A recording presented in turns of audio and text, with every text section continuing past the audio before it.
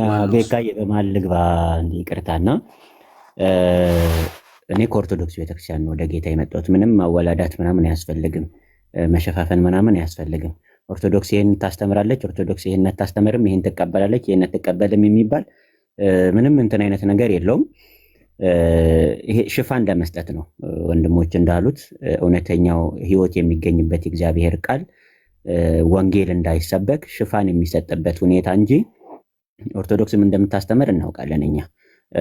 ማን ይናገር የነበረ ማን ያርዳ የቀበረ አይነት ሙድ ከሆነ እኛ አለን። ኦኬ ኢምፐርሰን በአካል ማለት ነው እኛ አለን። እና እኔ እኮ በጣም ልጅ ሆኜ ነው አገልግሎት የጀመርኩት በኦርቶዶክስ ቤት አገልግሎት በድቁናም አሁን ባለሁበት የአገልግሎት ዘርፍም ኦልሞስት እዛ በጣም ረዥም ዓመት ነው ያገለገልኩት። እና እኛ እኮ በጊዜው የነበረው ገዳም በመሳለም ህይወት እንደሚገኝ ለምሳሌ እኔ መልከጼዴቅ ገዳም ሄጃለሁ። መልከጼዴቅ የሚባለው ገዳም ትልቁ ገዳም ሬሳ የሚሳለሙበት ገዳም ማለት ነው። ዛፍ የሚዞርበት ገዳም፣ ሬሳ የሚሳለሙበት ገዳም፣ ትኩስ ሬሳ ከመቃብር አውጥተው ወርቀ ዘቦ ልብስ አልብሰው የሚሳለሙበት ገዳም ያለ ነው የነበር ነው ማለት ነው። እና እንደዚህ አይነት ገዳሞች ሄደን ያየነው እኛ ነን። ኦኬ ሄደን የመጣን እግዚአብሔር በድንቅ አጠራሩ ከዚህ ጨለማ ወደ ፍቅሩ ልጅ መንግስት የጠራን በልጁ ደም እኛንን የምንመሰክረው። ምን እንደቀመስን የምናውቀው እኛን፣ ከየት እንደወጣን የምናውቀው እኛንን። ውስጥ ያለውማ ኦልሬዲ ጨለማ ጋርዶበታል። እግዚአብሔር ያብራላቸው እንጂና ይሄ ወንጌል ላይ እንቅፋት የሚሆኑ በየስፍራው የሚገቡ ሁሉም ቤት እየገቡ እንደዚህ አይነት ሁኔታዎችን የሚያደርጉ እግዚአብሔር በዚህ ሰዓት አንድ ነፍስ ይሰጠናል ለሁላችን ደስታን የምናገኝበት በሰማይ መላእክት ደስታ የሚሆንበት እግዚአብሔር እጅግ በጣም ደስ የሚሰኝበት በዚህ ትምህርት ማለት ነው። እነዚህ እንቅፋቶች ናቸው። እኛን ይጠይቁን፣ እንዴት ወጣችሁ ይበሉን፣ እኛን ለምን ወጣችሁ ይበሉን እኛን። ኦኬ ማንም ሰው ኬት እንደመጣ ይታወቃል እዚህ ቤት እና ጌታ ክብሩን ይውሰድ። የማረከን በፍቅሩ ነው። የተደረገልንን የምናውቀው እኛ ነን። የበራልንን እውነት የምናውቀው እኛ ነን። ከኛ ላይ እግዚአብሔር ያነሳውን ጨለማ የምናውቀው እኛ ነን። በምን አይነት ነገር ውስጥ እንደምነበረን እንደኛ እኮ ንግስ ሲወጣ እኮ አይናችን ላይ የደገሙ እኮ የማርያም ስዕል ታየች እያሉ ሰማይ ላይ የሚያሳዩን ሰዎች የነበሩበት ቤት እኮ ነው ያለ ነው። በዚህ መጠን ጉድ እናውራ ከተባለ ሬሳ እየተሳለመ ሰው ሬሳ ጥፍርማ በወገብ ታጥቆ እኮ ነው። ጥፍር በወገብ ታስሮ ነው። እኛ እኮ ሬሳ እየተሳለምን ማለት ነው። ዛፍ እየዞረን መልከጼዴቅ የሚባለው ገዳም የሄደ ሰው ካለ እዚህ አሁን ከ675 ውስጥ የሚዞር ዛፍ አለ። ዛፉ ቃል ኪዳን አለ። ዛፉን ተሳልመ ሰግደ ተሳልመ ዛፉን 7 ጊዜ ዞረህ ነው ወደ መቃብሩ ደግሞ የምትሄደው። ኦኬ እና ሰው የእግዚአብሔርን ወንጌል ሊሰራ በወጣበት ጊዜ ጠላት ይመጣል። ምንም ጥያቄ የለውም። ይምጡና ይጠይቁን። ጌታ ክብሩን ይውሰድ። እኛን የማረከን ፍቅሩ ነው። እኛን ያስመለጠን የሱ ስራ ነውና ይታወቃል ለማለት ነው። እንደዚህ አይነት ሰዎች ሲገቡ ወይ አቋም የላቸውም ወይ ህይወት የላቸውም። ዶግማ እንኳን ምን እንደሆነ መናገር የማይችሉ ሰዎች ናቸው። ቤተክርስቲያኔን የሚሉት ቤተክርስቲያን ይሄን አታስተምርም የሚሉት። እኔ እኮ በጣም አንዴ የጠየኩትን ሰውዬ ልንገራችሁ። ጳውሎስና ጴጥሮስ ሐዋርያ ናቸው? አዎ። ያማልዳሉ ብላችሁ ታምናላችሁ? አናውቅም። ማርያም ታማልዳለች ግን የሆነ ሰንበዲ ግን ያማልዳል። ኦኬ ጳውሎስ ጴጥሮስ የሚባል ቤተክርስቲያን ለአገልግሎት ሄጂ ጳውሎስ ጴጥሮስ አማላጅ እንደሆኑ ታምናላችሁ እንዴ? ቤተክርስቲያኒቷ እንደዚህ ታስተምራለች ብዬ ስጠይቃቸው ነው የመጀመሪያ ድንጋይ የተነሳብኝ። እና ዛሬም ድረስ ቤተክርስቲያኒቱ ላይ እጅግ በጣም የተቀመጠ በትልቁ የተቀመጠ ሸክም አለ። ሰይጣን በድግምት የሚሰራበት ቤት፣ በሟርት የሚሰራበት ቤት፣ ትውልድ የእግዚአብሔርን እውነት እንዳያስተውል የሚያደርጉበት ቤት ነው። ምንም ጥያቄ የለውም። አይናቸው ታውሮ እንጂ ሰሞኑን እንኳን ያየነው እኮ በጣም ብዙ ጉድ ነው። የተቃጠለ ዛፍ አውጥተው እኮ ማርያም ተገልጣለች የሚሉበት በዚህ እንኳን አይናቸው የማይገለጥ ህዝብ ነው ያለው። ወንጌልን ለመስማት ተው ጊዜ የላቸውም። አትሊስት ተረቱን እንኳን ማመዛዘን መጽሐፍ ቅዱስን እያነበብኩ ነው ያለ ሰው ሲጀመር መጽሐፍ ቅዱስን አንብቦ ኦርቶዶክስ ሆኖ ሊቀጥል የሚችል ማንም ሰው የለም። ማወቅ አለባቸው ይሄንን። ተረትና የእግዚአብሔርን ቃል እውነት ህይወት የሚገኝበትን ወደ እግዚአብሔር መንግስት የምንመጣበትን እውነተኛውን የእግዚአብሔርን ቃል ማንበብ አለመቻል እጅግ በጣም ከባድ። ልዩነት መፍጠር አለባቸው በዚህ ጉዳይ ላይ። መጽሐፍ ያነበበ ሰው ይሄ ልክ አይደለም ማለት ነው መቻል ያለበት።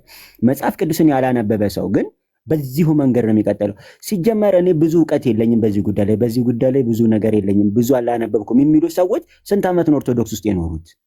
ምንድን ነው የሚሰራው? በዚህን ሁሉ ዓመት 40 ዓመት 30 ዓመት ምናምን የኖሩ ሰዎች 40 እና 30 ዓመት ኦርቶዶክስ ሆነው ሲኖሩ ምን እያነበቡ ነው? ምን እየሰሙ ነው ኦርቶዶክስ ሆነው የቀጠሉት? ኦኬ ሰው ወደ እግዚአብሔር ቃል ራሱን ሲመልስ ምንም ጥያቄ የለውም። እውነተኛውን የጠራውን የእግዚአብሔርን ወንጌል መስማት ሲጀምር እውነተኛ የሆነውን እግዚአብሔር ስለ በደላችን፣ ስለ ኃጢአታችን፣ ስለኛ መስቀል ላይ የዋለውን ኢየሱስ ክርስቶስን አሳልፎ እንደሰጠን ሰው መረዳት ይችላል። ስለዚህ እኛ እንበረታለን፣ እንሮጣለን፣ እንቀጥላለን። የኋለኛችንን ትተን የፊታችንን ለመያዝ እጃችንን እንዘረጋለን። ደግሞ ማንም አያስቆመንም። በርቱ፣ ጸጋ ይብዛላችሁ በክርስቶስ ኢየሱስ። ተባረኩ። ትከሻችሁ በጠላት ፊት ይክበድ። ተባረኩ።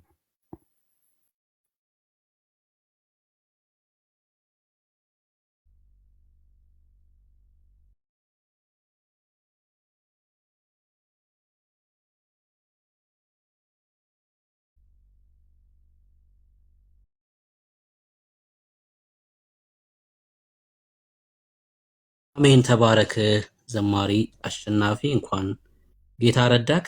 እንግዲህ ደግሞ ጌታ በቃሉ ደግሞ በቤት ውስጥ ያሳድግህ። ደስ ብሎኛል ወንድማችን ስለሆንክ፣ ስላንተ እግዚአብሔርን እናመሰግናለን። ኦኬ፣ ሌላ ኦርቶዶክሳዊ መግባት ይችላል። ሌላ ኦርቶዶክሳዊ መግባት ይችላል። በተነሳው ሀሳብ ላይ ማውራት የሚችል ማለት ነው። ተሳስታችኋል ብላችሁ የምታምኑ ገብታችሁ መጠየቅ ትችላላችሁ። እኛም ደግሞ እንደ እግዚአብሔር መልስ እንመልሳለን ማለት ነው። መጽሐፍ ቅዱስ ሳይሆን መልስ እንመልሳለን። 12 ቁጥር ጨርሶ ነው ዳኒ ጨርሷል አይደል?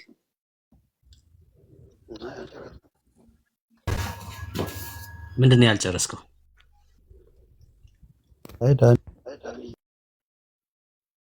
እኮ ምንድን ነው ሳትጨርስ የቀረው?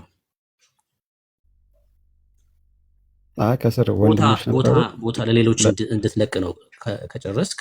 ለዛ ነው የጠየኩህ እኮ። ቆይ ብሎኛው እንጂ ያው እኮ እየጠየኩህ እኮ ነው። ምንድን ነው የቀረክ ነው? ችግር የለውም ቀጥል እያልኩ ነው። ምንድን ነው የቀረው? አንደኛ ስለ ጻድቃን እያነሳን ነበረ። ሁለተኛ ደግሞ በፊት በነበራችሁበት በሃይማኖት ለምሳሌ ኦርቶዶክስ ድሮ እያላችሁ ሶሪ አስጨርሰኛ ማለት ትቀጥላለህ ማለት አንዳንዴ ስርዓት ይኖር ብራዘር። እኔ ያስቆምኩ ወይም ሶሪ እኮ ይቅርታ እያልኩኝ ነው እየገባሁኝ ያለሁት። ኦኬ ቤቱን ያለ የምመራው ሀሳቡ እንድትረዳ ያክል።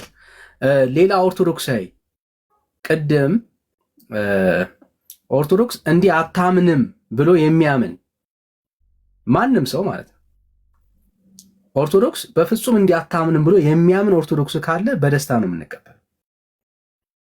ሲገባ ግን ለመሞገት ሬዲ መሆን መቻል አለበት። ማለት ምንም ርኅራኄ የለም። አታምንም ብሎ ሲገባ እሱ አለማመኗን በማስረጃ ያቀርባል። እኛ ደግሞ ታምናለች ካለን እንደምታምን በማስረጃ ነው የምናቀርበው። ስለዚህ ቤቱ ክፍት ነው ማለት ነው። ላይክ አታምንም ኦርቶዶክስ እንደዚህ አታምንም ምናምን የሚል እንደ ግለሰብ ይቻላል። እንደ ግለሰብ እኔ አላምንም ማለት ትችላለህ። ቤተክርስቲያኒቷን ግን ወክለ ቤተክርስቲያኔ እነኛን ገድላት፣ ታምራት፣ እዛ ላይ የተጠቀሱ ሀሳቦችን ምናምን በመቃብር ስፍራ፣ በጥፍር፣ በፀጉር፣ በአስክሬን ምናምን አታምንም የሚል ኦርቶዶክሳዊ ካለ አሁን 12 ይቀጥላል። ከሱ በኋላ የምንቀበለው አንድ ሰው አለውኝ የሚል ካለ አንድ ቁጥር ይጻፍልን። ሌሎችን አስወርደን እንቀበላቸዋለን። አታምንም የሚል ጀግና ማለት ነው ብራዘር። ማንም ይሁን ማን አለውኝ የሚል ሰው ካለ በደስታ ነው የምንቀበለው። ትሞግታለህ ማለት ነው፣ ገብተህ ትሞግታለህ። ስለዚህ አታምንም የሚል ብቻ አለው ይበለን፣ በደስታ እንቀበለዋለን ለማለት ያክል ነው። እሺ ቀጥሉ። ብሩኬ ያልጨረሰው ሀሳብ ካለ እሺ እናድርግ። ትገባለህ ተስፉ? እሺ አንዴ የሺ እናስቸግርሽ፣ ትገቢያለሽ ተመልሰሽ። ተስፉ አታምንም ስላለ እንቀበለው። ቀጥል አንተ። እሺ ችግር የለውም። ለወንድሜ መስጠት ትችላላችሁ ምናልባት ጊዜ። አይ ቀጥል፣ ትንሽ ደቂቃ እንስጥና ከዛ። እሺ በቃ ብዙም ደቂቃ አልወስድም። የተወሰነ ነገር ነው የቀረ ነገር ነበረ። ከዛ በፊት ግን የተወሰነ ነገር ለማለት ያህል በፊት የነበርኩበት ሃይማኖት በዚህ መንገድ የተባለው ነገር ማንም ሰው እንትን ሊል ይችላል። ከፕሮቴስታንት እምነትም ወደ ኦርቶዶክስ ተዋሕዶ የሚመጣ ሃይማኖት ወይ ደግሞ ምዕመንም ካለ የነበርኩበት ሃይማኖት እንዲህ ነበረ ብሎ ሊል ይችላል። ምን ለማለት ፈልጌ ነው? በነበራችሁበት ሃይማኖት ውስጥ እያለ በኢትዮጵያ ኦርቶዶክስ ተዋሕዶ እምነት ሕግና ስርዓት መሰረት የማይፈቀዱ በትእዛዝ ያልተቀመጡ ግን ደግሞ እሷ እንደምትደግፋቸው በቃ የእሷ ትክክለኛ ውሳኔ ይህን ነገር ብታደርግ ምንም ችግር እንደሌለው ተደርጎ የሚቀርበው ነገር ልክ አይደለም ባይ ነኝ። እኔም አላደርገው ነገር ስለሆነ አስተያየት ነበር የቀረው አይደለም። አስተያየት ሳይሆን አስተያየቱን በኋላ አድርጎ በቃ አሁን የቀረውን ነገር ላይ እንቆይና ከዛ አስተያየቱን በኋላ አንደኛው ያው ስለ ጻድቃን ነው። ስለ ጻድቃን የተነሳው ነገር ትልቁ የፕሮቴስታንት ተሳስተዋል ከሚባለው ስህተቶች አንዱ ስለ ቅዱሳን የተነገረው መልእክት ነው። አንደኛው ነገር መጽሐፍ ቅዱሳን ማስረጃ ቀርቧል። አሁን እያወራን ያለ ነው ከገድል አንጻር ምን ማለታችን ነው ስህተት የሆነው ከቅዱሳን አንጻር? ያው ቅድም ዳኒ ሲገልጸው እንደነበረው እያንዳንዱን ነገር እያንዳንዳችን ሁላችንም ጻድቃን ቅዱሳን ነን እያለ ነበር። ታዲያ ምን አጠፋ? ምንም አላጠፋም። ችግሩ ደግሞ የቱ ጋር መሰለ? በእነሱ ስም ወይ ደግሞ በዳኒ ስም እኔ በቀዝቃዛ ውሃ ዘክሬ ዋጋዬ ለዘላለም እንዳይጠፋ ማድረግ እችላለሁ። መጽሐፍ ቅዱስ የሚለው የጻድቅ መታሰቢያ ያለ በረከት ነው ካለ በጻድቅ ስም ብዙ ተአምራትና ብዙ ኃይል ይደረጋል ካለ መጽሐፍ ቅዱስ ያንን የመተው ኃላፊነት የኛ አይደለም። መጽሐፍ ቅዱስ ስለሚለው መቀበል ግዴታችን ነው ለማለት ነው። አሁን ይኸውልህ እንድትረዳክ እየጠየክ ነው እያብራራክ ነው። ያብራራ ከሆነ እንድጠይቅክ ነው፣ እየጠየክ ከሆነ ደግሞ እንድመልስልህ። እሺ አሁን እኔ በጻድቅ አምናለሁ። የጻድቅ ጸሎት ኃይልን ታደርጋለች ይላል። ፕሮቴስታንት ደግሞ የጻድቅን ኃይል የማድረግን ኃያልነትን የማዳንን ስራ አትቀበልም። ስለዚህ ተሳስታለች እያልኩኝ ነው። ፕሮቴስታንት እምነት የጴንጤ እምነቶች ማለት። ስለዚህ ይህንን ነገር እንዴት ታዩታላችሁ ነው? የጻድቅን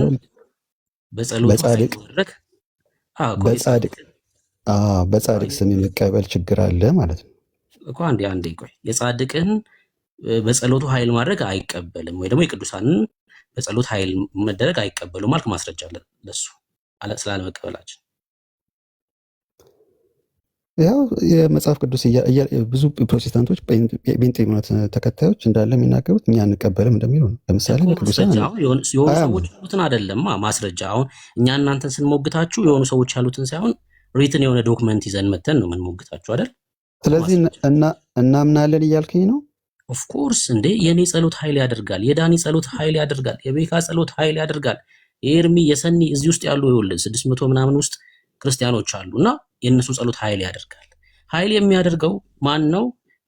ቅዱሳን በእግዚአብሔር ላይ ያላቸው እምነት ትልቅ ስለሆነ እግዚአብሔር ስራውን ያደርጋል ማለት ነው። እነሱ በእግዚአብሔር ላይ እውነተኛ እምነት አላቸው። እግዚአብሔር እንደሚችል ያምናሉ። ስራውን እግዚአብሔር ይሰራል። ይሄ እኮ ምንም እኮ ጥያቄ የለው።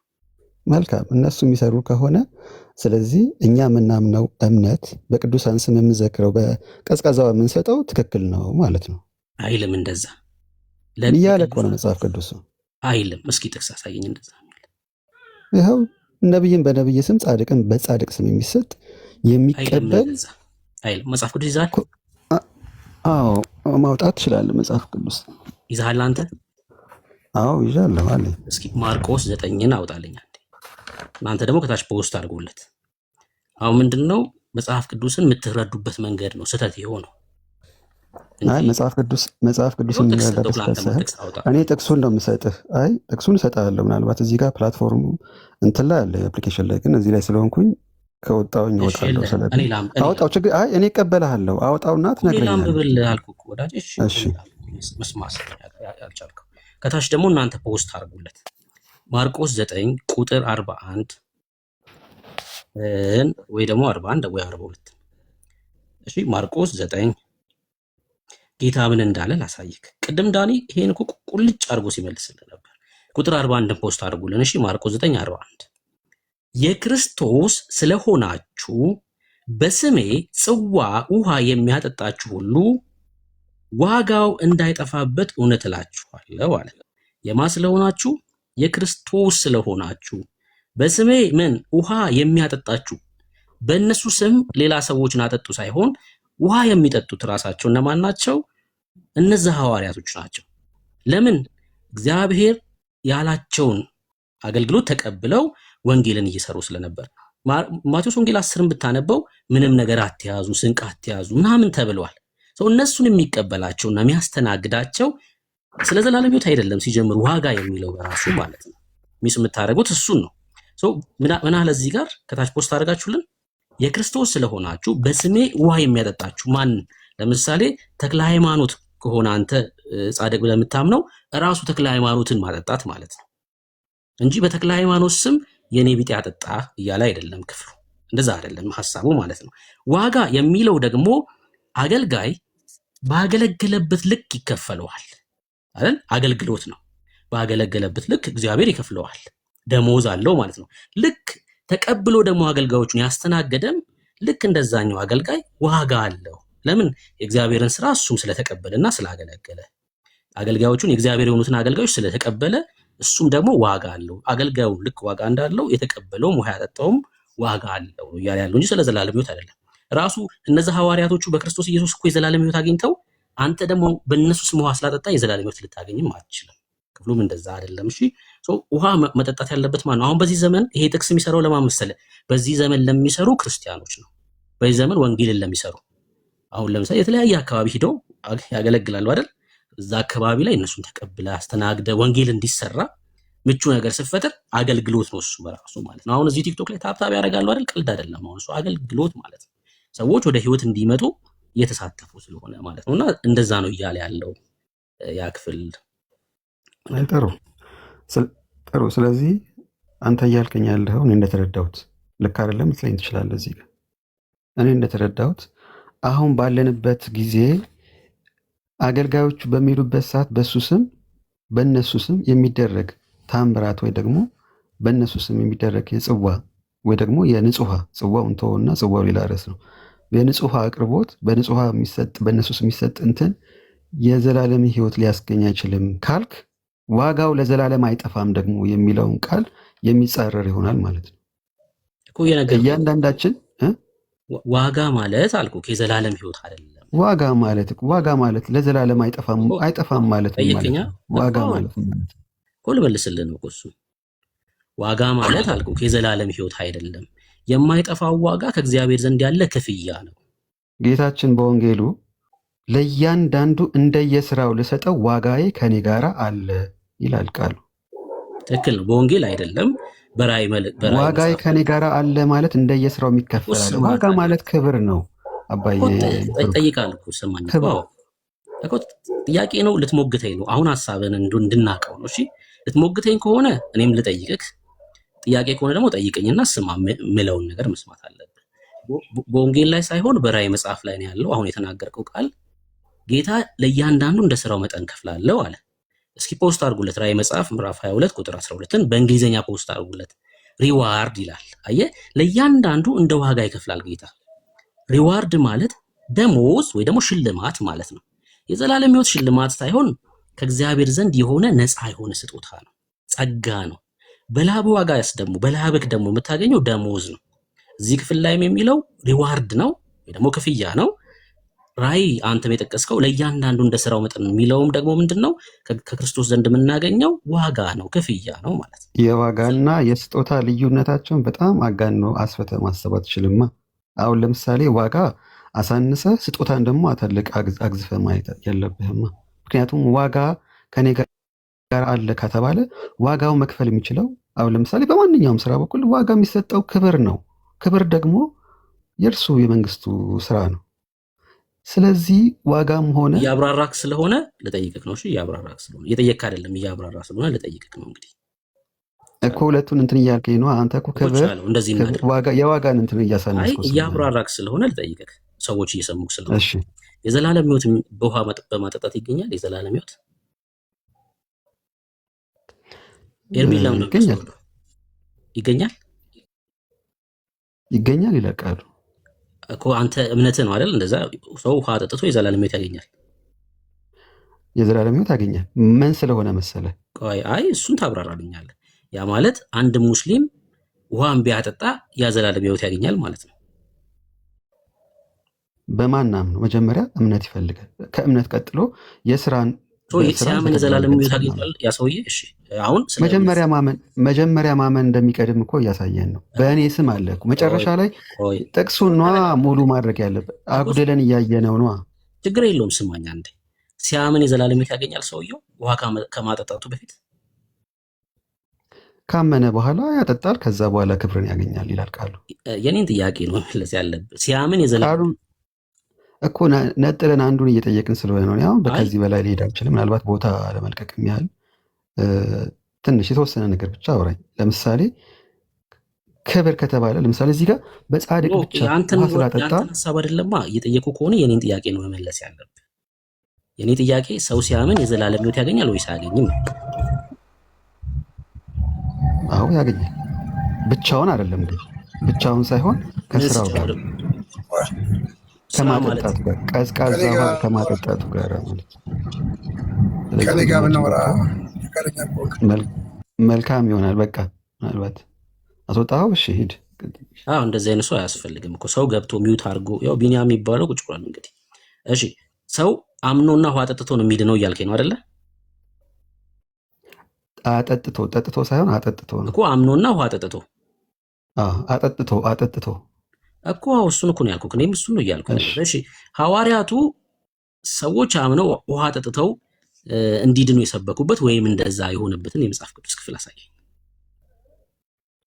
አሁን እዚህ ጋር ነው በቃ ጌታችን ኢየሱስ ክርስቶስ ከተወለደ ጀምሮ አዲስ ኪዳን አይደለም ልትለኝ ነው? እሱ የተናገረው አዲስ ኪዳን የአዲስ ኪዳን ቃል አይደለም ልትለኝ ነው? እሱን ትጠይቀኛለህ፣ ችግር የለውም።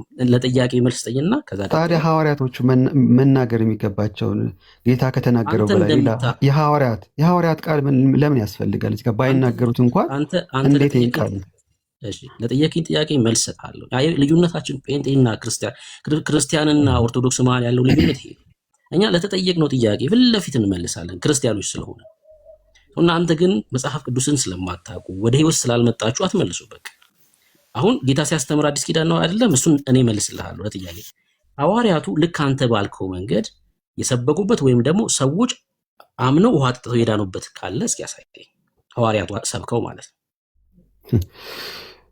ከዛ ከተሰበከልን በኋላ ስራው የኛ እኮ ኃላፊነት ነው። ከዛ በኋላ እንድናለን ብሎ የሚያምን ሰው እንደሚድን ቃሉ ከተናገረ በቂ ማስረጃ እኮ ነው። እኔ ከቃሉ ላይ ያሳየኝ ነው ጥያቄ። ከቃሉ ላይ ሐዋርያቱ በዛ መልኩ ሰዎች እንዲድኑ ሰብከዋል ወይ? እንደዛ ከሆነ እኔ አንተናው መልሼ አንድ ጥያቄ ብጠይቅህ መልስልኝ። አልሰበኩም። ቆይ ጥያቄ እጠይቅሃለሁ። ከጠየቀኝ በኋላ ከመለስኩልህ በኋላ መጠየቅ እችላለሁ? አንተ ትችላለህ፣ መብት ነው። ግን መጀመሪያ መልስ።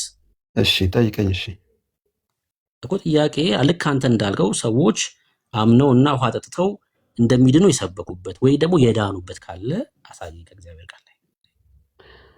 እሺ ቃሉ ከተናገረው በላይ በቂ ማስረጃ ስለሌለ እሱን አድርገው ከዳኑ እንዴት ዳኑ፣ ለምን ዳኑ የሚለው ቃል ሳይሆን ቃሉ ብቻ በቂ ነው። ማስረጃው ሌላ ማስረጃ ያስፈልጋል ብዬ አላስብም። ስለዚህ መጽሐፍ የለኝም ነው አይደል? መልስ ማስረጃ የለኝም። ለጥያቄ ጥያቄ ማስረጃ ልሰጥ አልችልም። እንደሚድኑ ካመንኩ ሌላ ምንም ማስረጃ እኮ አያስፈልግም። እኔ አንተን እምነት አይደለም፣ የአንተ እምነትማ ምንም ሊሆን ይችላል። ከቃሉ ላይ ነው እኔ ማስረጃ ይጠይቀዋል። በቃ አሁን ስለ ከወንጌል ዙሪያ እየተነጋገርን ከወንጌል ውጭ እያወራን አይደለም። ቃሉ ተነገረ አይደል? ከተነገረ በኋላ ለምሳሌ አንድ ሰው አትስረቅ ከተባለ ሳይሰርቅ የዳነ ሰው አምጣልኝ ማለት ትችላለህ? አትችልም። ስለዚህ ስላልሰረቀ ብቻ እንደሚድን እናምናለን ማለት ነው። የተነገረው ያን ክፍል ይኸውልህ መሰለህ ያን ያዘዛቸው ሐዋርያቱ ነው አይደል? ከአንተ በፊት ለሐዋርያቱ ያ ትእዛዝ ተሰጥቷል። በአንተ በተረዳው መልኩ ሐዋርያቶቹ ተረድተው ያን ስብከት ሰብከዋል ወይ ነው። በጣም ግልጽ እኮ ነው ጥያቄ። እና ደግሞ ሰዎች በዛ መልኩ ድነዋል ወይ? እያንዳንዱ ስህተት እንደሆነ እያሳየሁ ነው ያለሁት። መልካም እኮ እያንዳንዱን የጌታን ቃል እኔ አሁን ከምንም የምታው አይደለም። ዝም ብዬ እንደዚሁ በቤተ ክርስቲያን አጠገቢ ባለው ሳለማለሁ እንጂ ከየትም ማህበር የመጣው አይደለሁም። በዚህ አጋጣሚ መናገር ስላለብኝ ነውና አሁን ለጠየቀኝ ጥያቄ ጌታ በደቀ መዛሙርቱ ለምሳሌ በሰርግ ቤት የተገኘውን ሐዋርያት ተናግረውታል ካልከኝ አልተናገሩትም። እንደዚህ አይነት ቃል ለእንትን ሊቀርብ አይገባም። ጌታ ከተናገረው አንጻር እሱን ከወሰድን ካመንን ይሄን ተከተሉ ብለህ ትሰብካለህ። አንተ አሁን ሐዋርያ ከሆንክ ከዛ በኋላ ይሄን የሚያደርግ ሰው እንደሚድን ትናገራለህ እንጂ እስቲ ከእናንተ እንደዚህ አድርጎ እስቲ ዳን አውጡ እስቲ ጆር ላይ አድርጉ ምናምን ብለህ እንትን ልትል አትችልም። ስለዚህ የምናምነው ቃሉ ነው፣ የተነጋገርን ያለ ነው። በማስረጃ ከሆነ በቃሉ መሰረት ቃሉን ቃል በቃል እንወስዳለን። ስለዚህ እሱን ካመንን በቂ ነው ብዬ ነው የማምነው። ስለዚህ ይሄን ተከትሎ የሚሄድ ሰው ምዕመን ካለ ይድንበታል ማለት ነው። እሺ ሰምቻለሁ፣ ያንተ እምነት ነው። እንግዲህ ተመልከቱ፣ ሐዋርያቱን ጌታ ሰዎች እንዲድኑ ሚሽን ሰጥቷቸዋል። ያን ሲፈጽሙ እንመለከታለን በእግዚአብሔር ቃል ላይ።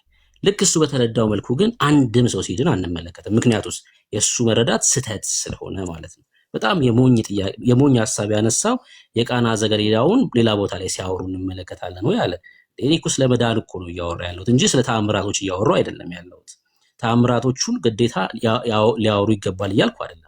ከመዳን ጋር የተያያዘው ግን ጌታ የተሰጣቸው ሚሽን እሱ ስለሆነ ሂደውም ሲሰብኩ የምንመለከተው በክርስቶስ ኢየሱስ በማመን ሰዎች እንዲድኑ ነው እንጂ ውሃ ጠጥታችሁ ዳኑ የሚል መልእክትም የለውም።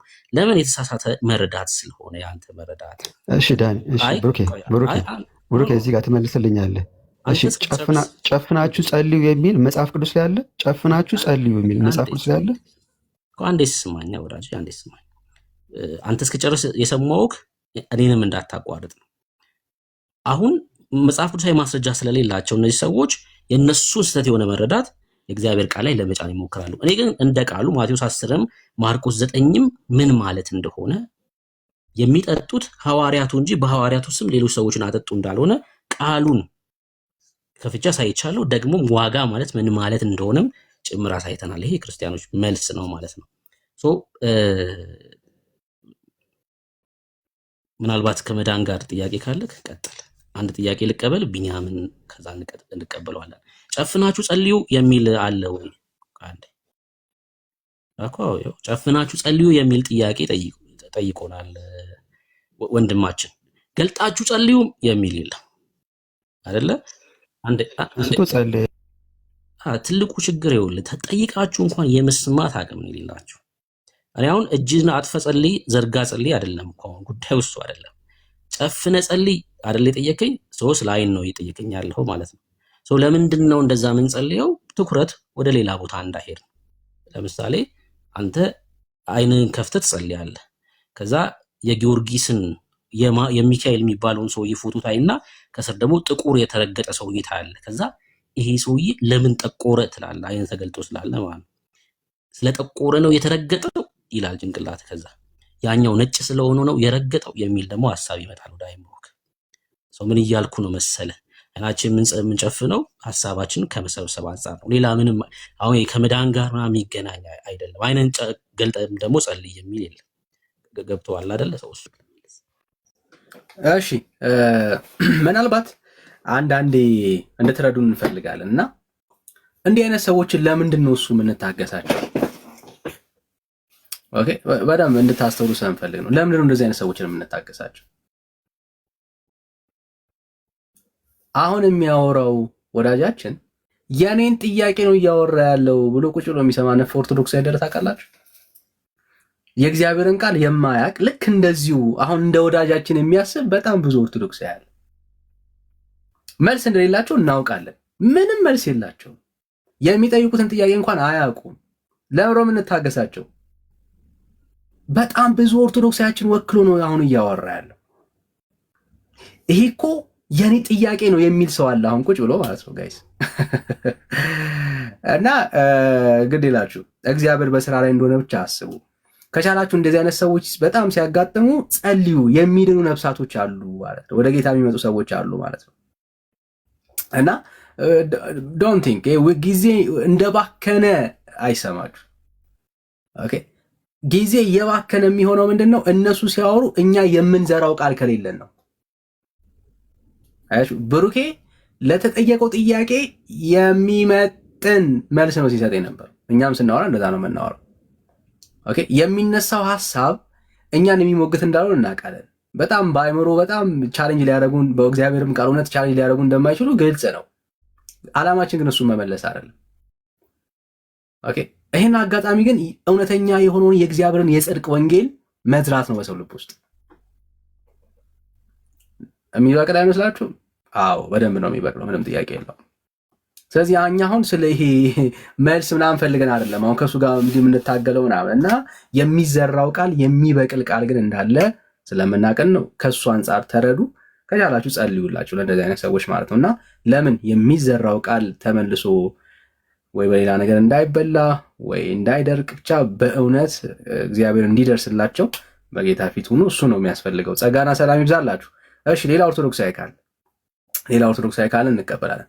ሌላ ኦርቶዶክሳዊ ካለ ማለት በቃ የገባችሁን የተረዳችሁትን እውነት የምትሉ ሰዎች ካላችሁ አንድ ቁጥር ጻፉልን፣ እሱን ነው የምንቀበለው ማለት ነው። እሺ ጴንጤዎች ተሳስተዋል? ጥያቄው አዎ ተሳስታችኋል ጴንጤዎች የምትሉ ሰዎች ካላችሁ እንቀበላችኋል። እሺ ቃል አብ ሰላም፣ እንዴት ነህ?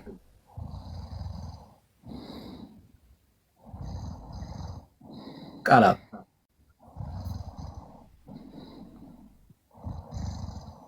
እሺ ሌላ ኦርቶዶክሳዊ ካለ አንድ ቁጥር ጻፍልን። አይ ኖ ጋይስ ያ በደንብ እንደሚያደክም አውቃለሁ፣ ግን በጣም ብዙ ሰው ነው የሚሰማን ወዳጆች። በጣም ብዙ ሰው ጥያቄን የጠየቀልኝ እሰይ የሚል ሰው አለ። ብራዘርስ ገብቶ እኮ ጴንጤው አሁን ጥያቄውን ለእናንተ ጥያቄው በጣም ሲሊ እንደሆነ የእግዚአብሔር ቃል ክሊር የሆነ መልስ እየሰማችሁ በውስጣችሁ እንደዚህ ባለው ዳኒ እንደዚህ በተናገረው ምናምን እያላችሁ ጥቅስ ነው በውስጣችሁ የምታወሩት። ለምን? በእግዚአብሔር ቃል ብርሃን የተሞላችሁ ትውልዶች ስለሆናችሁ፣ የእግዚአብሔርን ቃል ስለምታነቡ። ወዳጃችንን ሲጠይቅ የስ የኔን ጥያቄ ነው የጠየቀው፣ ጴንጤዎችን እኮ በጥያቄ አጨናነቃችሁ እኮ የሚል ኦርቶዶክስ ያለ ወገኖች። አሁን ገብቶ ጴንጤዎችን ጥያቄ በጥያቄ እኮ አደረጋቸው ይላል እኮ። ልዩነት ይታያቸዋል። በቃ ወይ አሁን እኮ ብሩኬን እኮ እንደ ልብ ዳኒን እኮ አጨናነኩት ይላል እኮ። እሱም ወርዶ ግን አያውቅም የተዘራውን ቃል። ሊመስል ይችላል ግን ቃል ተዘርቷል። የሆነ ቀን ይሄ ቃል ይበቅላል። ይሄው ነው እና ምንም አታስቡ፣ ሰዓቱን ምንም አታስቡ ጋይስ። ያኔ እሱ አያሳስበኝ። ብቻ የምንዘራው ቃል ይኖር፣ እሱ ነው ወሳኙ፣ እሱ ነው። ምክንያቱም እንትን አይደለም ጉዳዩ በአይምሮ ከምንመጣጠን ሰዎች ጋር ምናምን የማውራት ጉዳይ እንዳይመስላችሁ አይደለም። የእግዚአብሔር መንፈስ ስራ ነው። ኦኬ ጌታ ነው የሚሰራው። እንደዚህ የተከራከረ ምናምን ያለ ሰው ጌታን የሚቀበልበት ብዙ ኦፖርቹኒቲ አለ። ለምን? የሰውን ልብ የሚነካው ጌታ ስለሆነ ማለት። በጣም አንድ ጊዜ አስታውሳለሁ እና አንዱ በጣም ገብቶ እየተከራከረ ታስታውሱ እንደሆነ አላውቅም፣ አይ ቲንክ ዓመት ከምናምን እንደዛ ነገር ይሆነዋል። እና በቃ በጣም እንደዚህ ረጅም ሰዓት ነው ያዛገን፣ በጣም ረጅም ሰዓት ያዘገናል እየተመላለሰ ነገሩ እንደዛ ነገር። እና ከኛ መሃል በጣም ትዕግስተኛ ሰው አለ። ያ ሰው በጣም ተበሳይቶ አወረደው ያንን ሰው። አሁን ስሙን አልነግራችሁ። ያንን ሰው አውርዶት በቃ ያው ድጋሚ ስናስገባው ሰርችቶት በቃ ሄደ። በሚገርም መልኩ ጌታ ምን እንደነካው አናውቅም። ብሩክ ታስታውሱ እንደሆነ አላውቅም። እያለቀሰ ነው ጌታን የተቀበለው። ያ ልጅ እያለቀሰ ጌታን ተቀበለ። ከ10 ደቂቃ በፊት ያ ሰው ሌላ ሰው ነው። እንደዚህ የሚያዝግ የሚያበሳጭ፣ ሲያወራ የሚጎትት፣ ነገሮችን የሚያጣምም ነበረ። ምን እንደነካው ግን አናውቅም። ዊዝን 10 ሚኒት በ10 ደቂቃ ውስጥ ግን ያ ሰው እያለቀሰ ጌታውን አዳኙን የህይወቱ ጌታ አዳኝ አድርጎ ተቀበለ። እና ወገኖች አሁን እዚህ ስለሚሰራው ምናምን ጉዳይ ብቻ አትጨነቁ። ከጀርባ እግዚአብሔር የሚሰራው በጣም ብዙ ነገር አለ። እግዚአብሔር በስራ ላይ ነው። የሚዘራው ቃል በከንቱ እንደማይመለስ እርግጠኞች ነን። ይበቅላል። ምክንያቱም ከኛ አንጻር አይደለም። የሚያነሱትን ሀሳብ በእግዚአብሔር ቃል ብርሃን ከማሸነፍ ከንግግራችን ጥበብ ምናምን እንደዛ ብቻ አታስቡ ጋይስ። አይደለም ከኛ የሆነ አንዳች ነገር የለም። የሚዘራው ቃል እውነት ነው። በከንቱ አይመለስም። በውስጡ ኃይል አለው፣ ጉልበት አለው፣ ሰዎችን ይለውጣል፣ ይቀይራል። ዝም ብሎ አይደለም የምናወራው፣ ዝም ብለን አይደለም፣ እግዚአብሔር በስራ ላይ ስለሆነ ማለት ነው። እና እንደዛ አስቡ። ጸጋና ሰላም ይብዛላችሁ። ተባረኩልኝ። እንቀጥላለን ማለት ነው። ሌላ ኦርቶዶክሳዊ ካለ እንቀበላለን። ካላችሁ አንድ ቁጥር ጻፉልን። እሺ፣ ጌታ ይባረክ። ሌላ ኦርቶዶክሳዊ ካለ ስህተት ናችሁ ኦርቶዶክሳውያን፣ እኔ ኦርቶዶክሳዊ ነኝ፣ ዳኒ ጴንጤ ስህተት ነው ብሎ የሚያምን እዚህ ጉዳያችሁ ላይ ትክክል አይደለም ብላችሁ የምታስቡ ሰዎች ካላችሁ አንድ ቁጥር ጻፉልን፣ እንቀበላችኋለን። ቴንኪው ወዳጆች።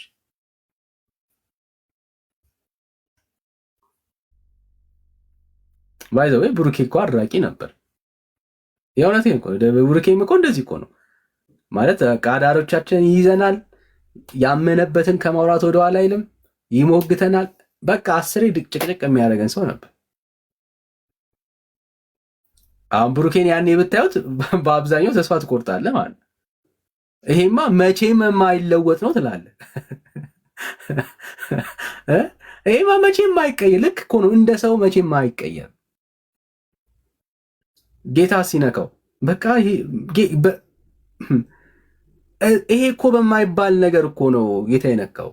ሲመሰክር አይታችኋል ብዬ አስባለሁ። ምስክርነቱና እግዚአብሔር የነካበትን ፖይንት ብታዩ በሐሳብ በጣም በሚገርም ምናምን በቃላት እንትኖች ጥፍጥና ምናምን አይደለም ወገኖች። ዛሬ ብትሞት የት ነው የምትገባው?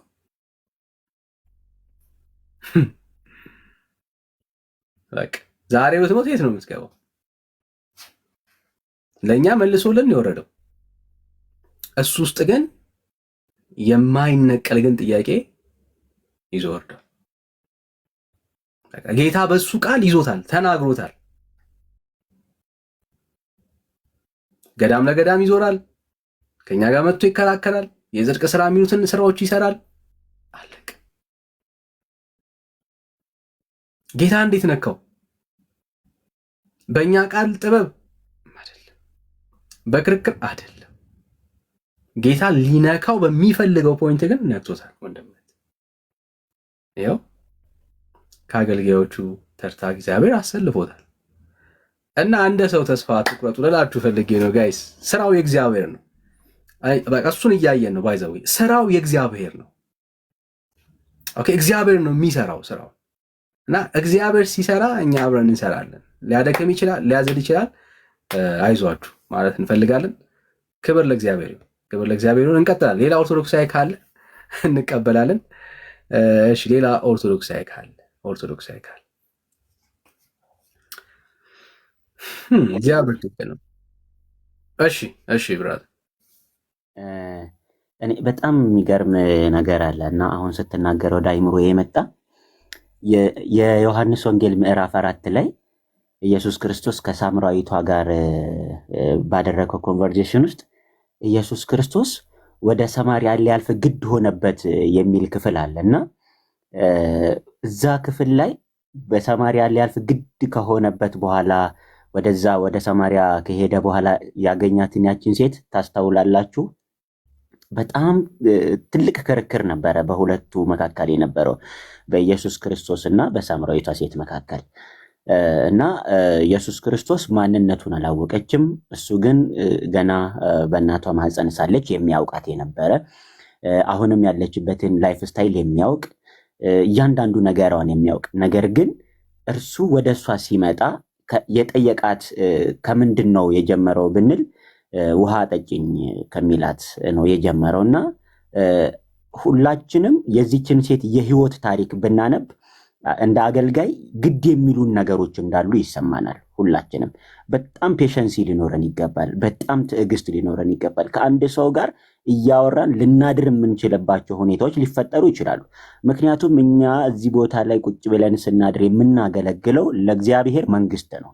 ለእግዚአብሔር መንግስት አንድን ነፍስ መጨመር እጅግ በጣም ትልቅ ዋጋ አለው። በጣም ትልቅ ዋጋ ማለት ነው እና ይቺ ሴት ገና ከክርክሩ ስትጀምር ውሃ ጠጭኝ ሲላት አንተ አይሁዳዊ ሳለህ እኔ ሳምራዊ ሳለሁ እንዴት ውሃ ትጠይቀኛለህ?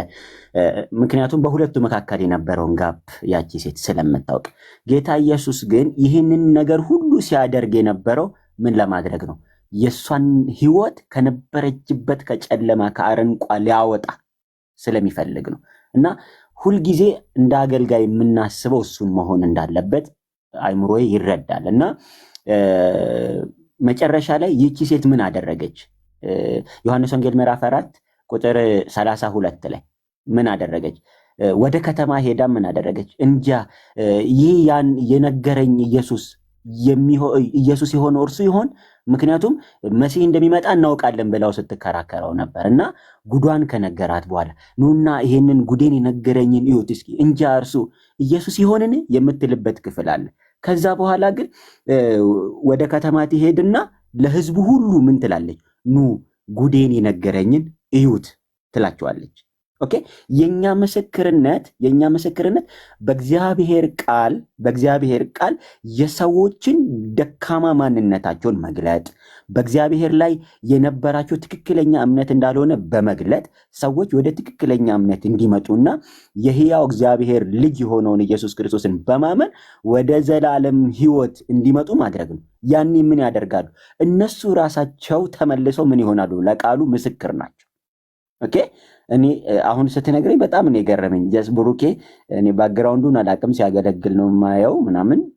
ግን እቺ ሴት ትዛለችኝ ባይዘው ብሩኬ ከዚሁ ቤት በዚህ አይነት ሁኔታ ውስጥ አልፎ ወንድማችን እግዚአብሔር ጸጋውን ያብዛለት፣ ቅጥሩ በደም ይሸፈን። በእውነት በጣም ነው ደስ ያለኝና ከዚህ ነገር ሁሉ መጥቶ አሁን ለቃሉ ምስክር ሲሆን ይሄ በጣም እኮ ትልቅ ነገር ነው። ምን ያክል እንደተደከመበት ያስታውቃል። ምክንያቱም ጥቅስ የሚያውቅ ሰይጣንን ማሳመን በጣም ከባድ ስለሚሆን ማለት ነው። ጥቅስ የሚያውቅን ሰው መከራከር፣ የሆነ ወደ ጌታ እውቀት እንዲመጣ ማድረግ በጣም ከባድ ነው፣ ቻሌንጅ ፉል ነው። እና ይቺ ሴት ጥቅስ አዋቂ ናት። አስተውላችሁ ከሆነ ኢየሱስ የሚባል መሲህ እንደሚመጣ እናውቃለን የምትል እሷ ናት። ኦኬ እናንተ በዚህ ትሰግዳላችሁ፣ እኛ ለእግዚአብሔር የሚሰገደው በዚያ ነው እያለችም ስትከራከር እናውቃለን። መዳን ከአይሁድ ዘንድ እንደሚመጣ ይታወቃል፣ በዚህ እንሰግዳለን ትላለች። ጥቅስ ታውቃለች በጣም ኦኬ። ኢየሱስ ክርስቶስን ስትሟገተው የነበረው በምንድን ነው? በቃል ነው፣ በጥቅስ ነው። ኦኬ ብዙ ሰዎች አብዛኛውን ጊዜ አይታችሁ ከሆነ እውነተኛውን የእግዚአብሔርን ብርሃን የሚበራላቸው ሰዎች የእግዚአብሔርን ቃል እውቀት ይዘው የሚከራከሩ ናቸው። ያነበቡ ሰዎች ብዙ ጊዜ ያነበቡ ሰዎች፣ ያወቁ ያገላበጡ ሰዎች ቶሎ ወደ ጌታ የመምጣት እድል አላቸው፣ ቶሎ ማለት ነው። እና ይቺ ሴት ወደ ከተማ ሄዳ ከመሰከረች በኋላ ሰዎች ምን አደረጉ? ብዙ ሰዎች ወደ ጌታ ኢየሱስ መጡ።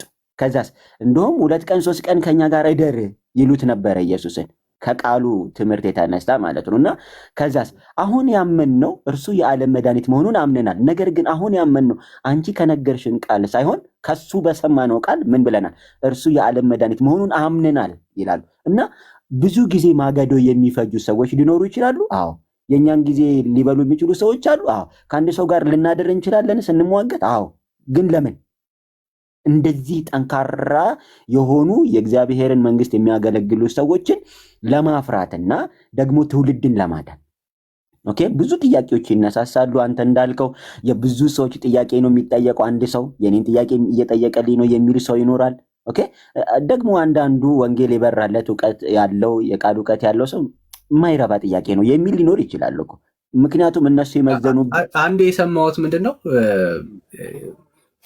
በጣም ትልቅ ኮንፈረንስ ላይ አንድ ሰው ነበር ጌታን የተቀበለው። በጣም ትልቅ ኮንፈረንስ ላይ ማለት ነው። የቢሊ ግራምን ታሪክ እዛ ላይ መሰለኝ ዘ ጀርኒ የሚለው መጽሐፋቸው ላይ እዛ ላይ ይመስለኛል ያነበብኩት፣ ግን ስለሳቸው ታሪክ ነው የሚያወራው።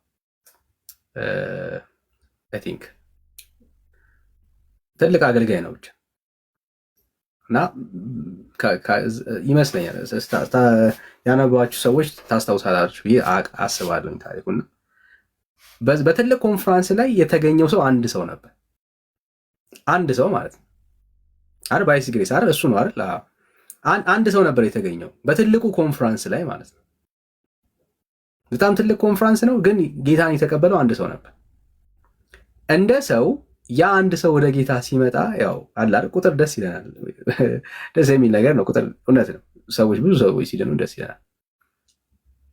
በእግዚአብሔር አይን ግን ኦኬ እንግዲህ ያ ታላቅ የእግዚአብሔር አገልጋይ እግዚአብሔር በሱ የሚሰራውን ብዙ ትውልድ ግን አይቷል። ብቻውን አልነበረም ማለት እግዚአብሔር በዛ ትውልድ በዛ አገልጋይ ውስጥ የሚሰራውን እጅግ አያሌ ትውልድ አይቷል። ክብር ለእግዚአብሔር ይሁን እና አንዳንዴ ከኛ የሚጠበቀውን ማድረግ ብቻ ነው። ሌላውን ነገር ለማለት ሆኖ ለእግዚአብሔር መተው በቃ እኛ ለእግዚአብሔር እንተውለታለን። ሂ ኖውስ እንዴት መስራት እንዳለበት። አሁን ብሩኬ ያኔ ሲታገለን ጌታን ሲቀበል እንደዚህ በሚገርም ፍጥነት ተቀይሮ የእግዚአብሔር ቃል ሙላት ኖሮት በጸጋ ተሞልቶ እንዲህ ያገለግላል ያለ ሰው አለ? ማንም የለም። እውነት ለመናገር ማንም የለም። እኔ በራሴ የፈራሁባቸው ጊዜያቶች ነበሩ። በፍጹም ግን እግዚአብሔር በሱ ላይ ያየውና የተመለከተው ግን ነገር አለ። እግዚአብሔር በወንድምነት የሚሰራው ትልቅ ነገር ግን አለ። ነገ ደግሞ ለኢትዮጵያ ምድር ለዓለም እግዚአብሔር በሱ ላይ ደግሞ ያስቀመጠው ጸጋ ተገልጦ ከዚህ በላይ ለትውልድ የሚበቃ ደግሞ ያደርገዋል። አሰራሩን እሱ ነው የሚያውቀው። ወገኖች ከኛ የሚጠበቀው ምንድነው? እንደ ሰው ዛሬን ታማኝ ሆነን በተሰጠን ነገር በታማኝነት እናገልግል፣ እንስራ፣ እንስበክ፣ ሌላውን ለእሱ እንተውለት። ክብር ለእግዚአብሔር ይሁን። መቼ መታጨድ እንዳለበት ማን ማጨድ እንዳለበት እሱ ነው የሚያውቀው። እኛ ምንድነን? አገልጋዮች ነን። ዝሩ ተብለናል፣ እንዘራለን። የእምነትን ቃል በወንድሙ አሁን አላምንም ግግም ብለዋል ምናምን በምንላቸው ላይም ይህንን የእውነት ቃል እንዘራለን። ክብር ለእግዚአብሔር እንናገራለን። በእምነት እንናገር፣ በእምነት እናውጃለን። አልሰበር ጠንካራ ነው ያለ ሰዎች ይታዩናል። በእምነት ግን እናደርጋለን፣ እንናገራለን። አንድ ቀን እግዚአብሔር የራሱን ስራ ይሰራል። ከኛ የሚጠበቀው ምንድነው? እየተናገሩ የጫማ ትቢያችንን እያራገፍን መሄድ ነው ከኛ የሚጠበቀው። ሌላውን ነገር ለሱ ትተን ነው የምንሄደው። እና ጸጋና ሰላም ይብዛላችሁ። ልባችሁን ላበረታ ስለፈለኩኝ ነው የምናገረውና ተባረኩልኝ። ሌላ ኦርቶዶክሳዊ ካለ ግን መቀበል እፈልጋለሁ።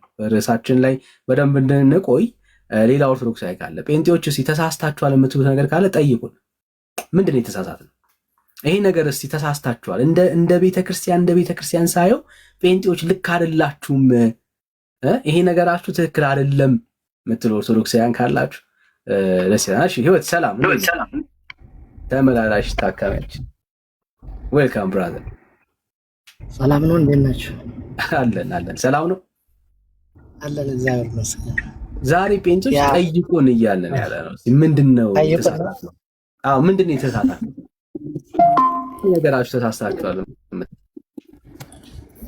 እኔ ጴንጤዎች ተሳስተዋል የሚል በራሳቸው ማንኛውም ሰው የእውነቱን የራሱን ይከተላል፣ የራሱ ያመነበትን ይከተላል ማለት ይሄ ያንተ ያመንክበትን የሚያዋጣህን የሚያድንን ያድነኛል ብለህ ያመንክበትን እየተከተልክ ነው። እኛ ደግሞ በእኛ መነጽር ስናይ ጴንጤዎች ተሳስተዋል እንዳለን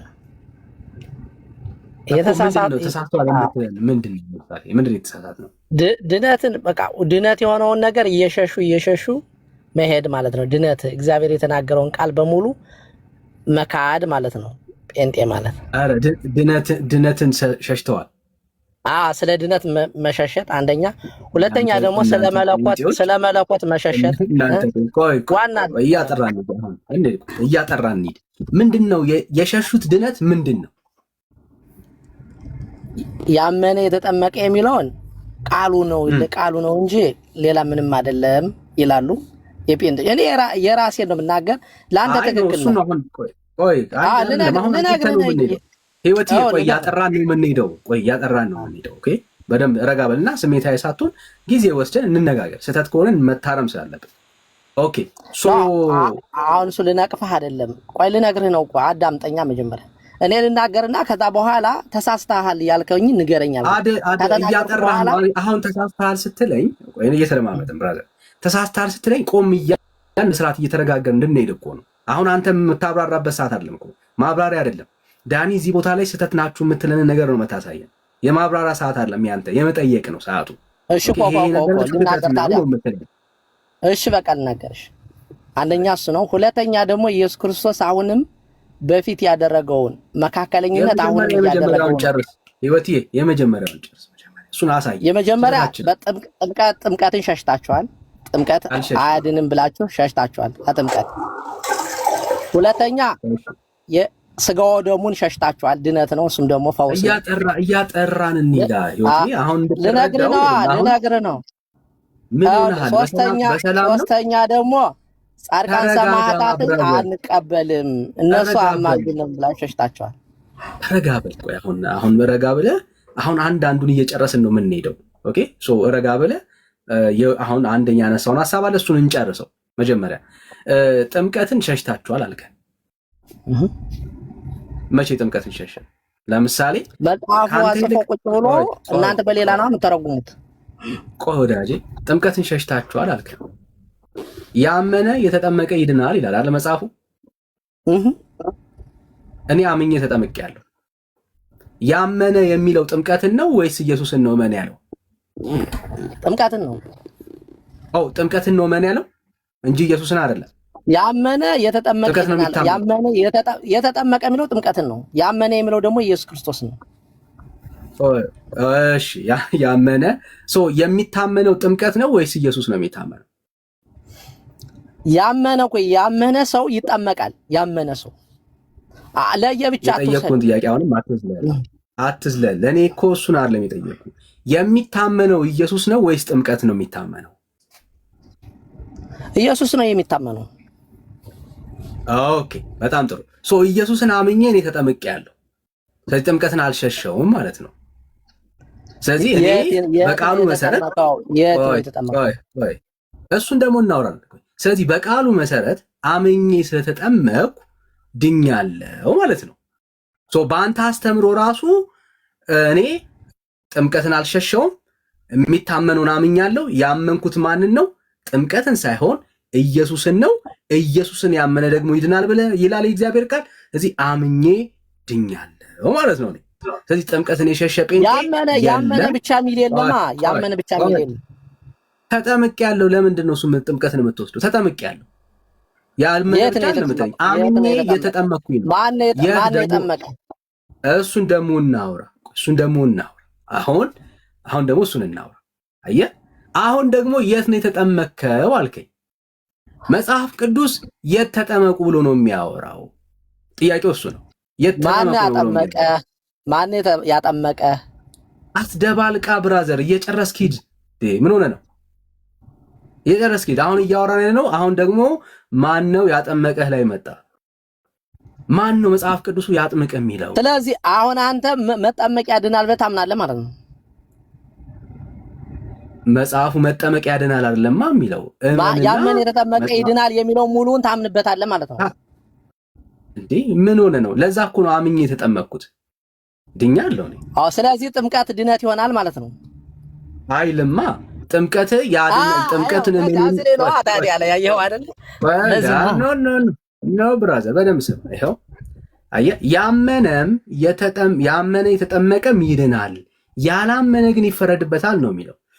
ማንን ያመነ? ጥምቀትን። ኢየሱስን ያላመነ ኢየሱስ ክርስቶስን ያላመነ። ኧረ ተው ብራዘር፣ ምን ሆነ ነው? አየህ በቃ ከስርዓት ዓለም እየሰማ ያለው የምታወራው ራሱ የምታውቅ አይመስለኝም።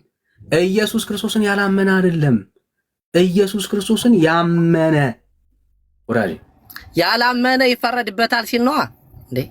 ስለ ፍርድ ነው። እኔ አሁን ማንን ነው የሚያምነው? ስለ ኢየሱስን ያላመነ አትበለኝ። ኢየሱስ ክርስቶስን ያመነ ሰው ይጠመቃል። አየህ፣ ስለዚህ ያመነና በደንብ ስማኝ፣ ያመነ የተጠመቀም ሰው ይድናል ብሎ ሲናገር መጽሐፉ በደንብ በማስተዋል ስማኝ። በደንብ እምነቴን ነው እየነገርኩ ስለሆነ ማለት ነው። ያመነ ሲል ምን ማለት ነው? የእግዚአብሔር ልጅ ኢየሱስ ክርስቶስን የሕይወቱ ጌታና ዳኛ አድርጎ የተቀበለ ሰው ማለት ነው። ይሄ ሰው ኢየሱስ ክርስቶስን ያመነና የተቀበለ ሰው ምን ይሆናል? መጽሐፍ እንደሚናገረው ይድናል። ኦኬ ይድናል። ስለዚህ አምኖ የተጠመቀ ሰው ኦፍኮርስ የሚድን ሰው ነው። ለምን? በክርስቶስ ኢየሱስ የሚያምን ሰው የሚድን ሰው ስለሆነ።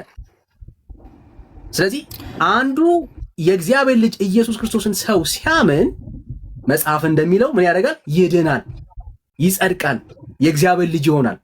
የዳነ የጸደቀ የእግዚአብሔር ልጅ የሆነ ሰው የዳነ ሰው ተጠምቆ ምን ብለህ ነው የምታወራለት? ኦልሬዲ ያ ሰው ምን ያለ ነው? የዳነ ሰው ነው እንደ ቃሉ መሰረት። ባላምን ኖሮስ አልድንም ነበረ። ጥምቀት ያድነኛል? አያድነኝም። ያዳነኝ ምንድን ነው? እሱ ያመንኩት ያ ጌታ፣ የተቀበልኩት ያ ጌታ ምን ያደረገኝ? ያዳነኝ። የጸደቅኩት በምንድን ነው? በሱ ነው። ስለዚህ እንደ ክርስቲያን እኔ አምኜ ተጠምቄ ያለው ኦፍኮርስ። ስለዚህ ስለ እኔ ሲወራ ዳኒ አምኖ የተጠመቀ ሰው ነው። ምን ያደርጋል? የዳነ ሰው ነው። ስለዚህ ያዳነኝ ግን ማን ነው? መቼም አልረሳውም። ስለ እኔ የሞተልኝ በቀራኔው ላይ ዋጋ የከፈለልኝ ኢየሱስ ክርስቶስ፣ በልጁ የሚያምን የዘላለም ሕይወት አለው ስለሚል እኔ የዳንኩበት ሚስጥር በልጁ በክርስቶስ ኢየሱስ አምኜ ነው። ያዳነኝ ማን ነው? ኢየሱስ ነው። ስለዚህ ስለ እኔ ሲወራ ግን አምኖ የተጠመቀ ሰው ነኝ እኔ። ባይ ዘ ወይ ከኦርቶዶክስ ይልቅ አምኖ የተጠመቀ የወንጌል አማኝ ነው። ለምሳሌ እኛ በአርባ ቀናችን የተጠመቀን ሰዎች አይደለም።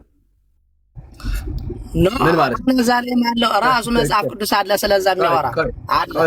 አትሄድ ስለዛ የሚያወራ አለ። አይ እንድታየው ብዬ ነው። አልሄድም፣ ብዙ አልሄድም፣ አይዞህ ብዙ አልሄድም። እንድታየው ኖ ኦርቶዶክስ እኮ አማኞች ናቸው።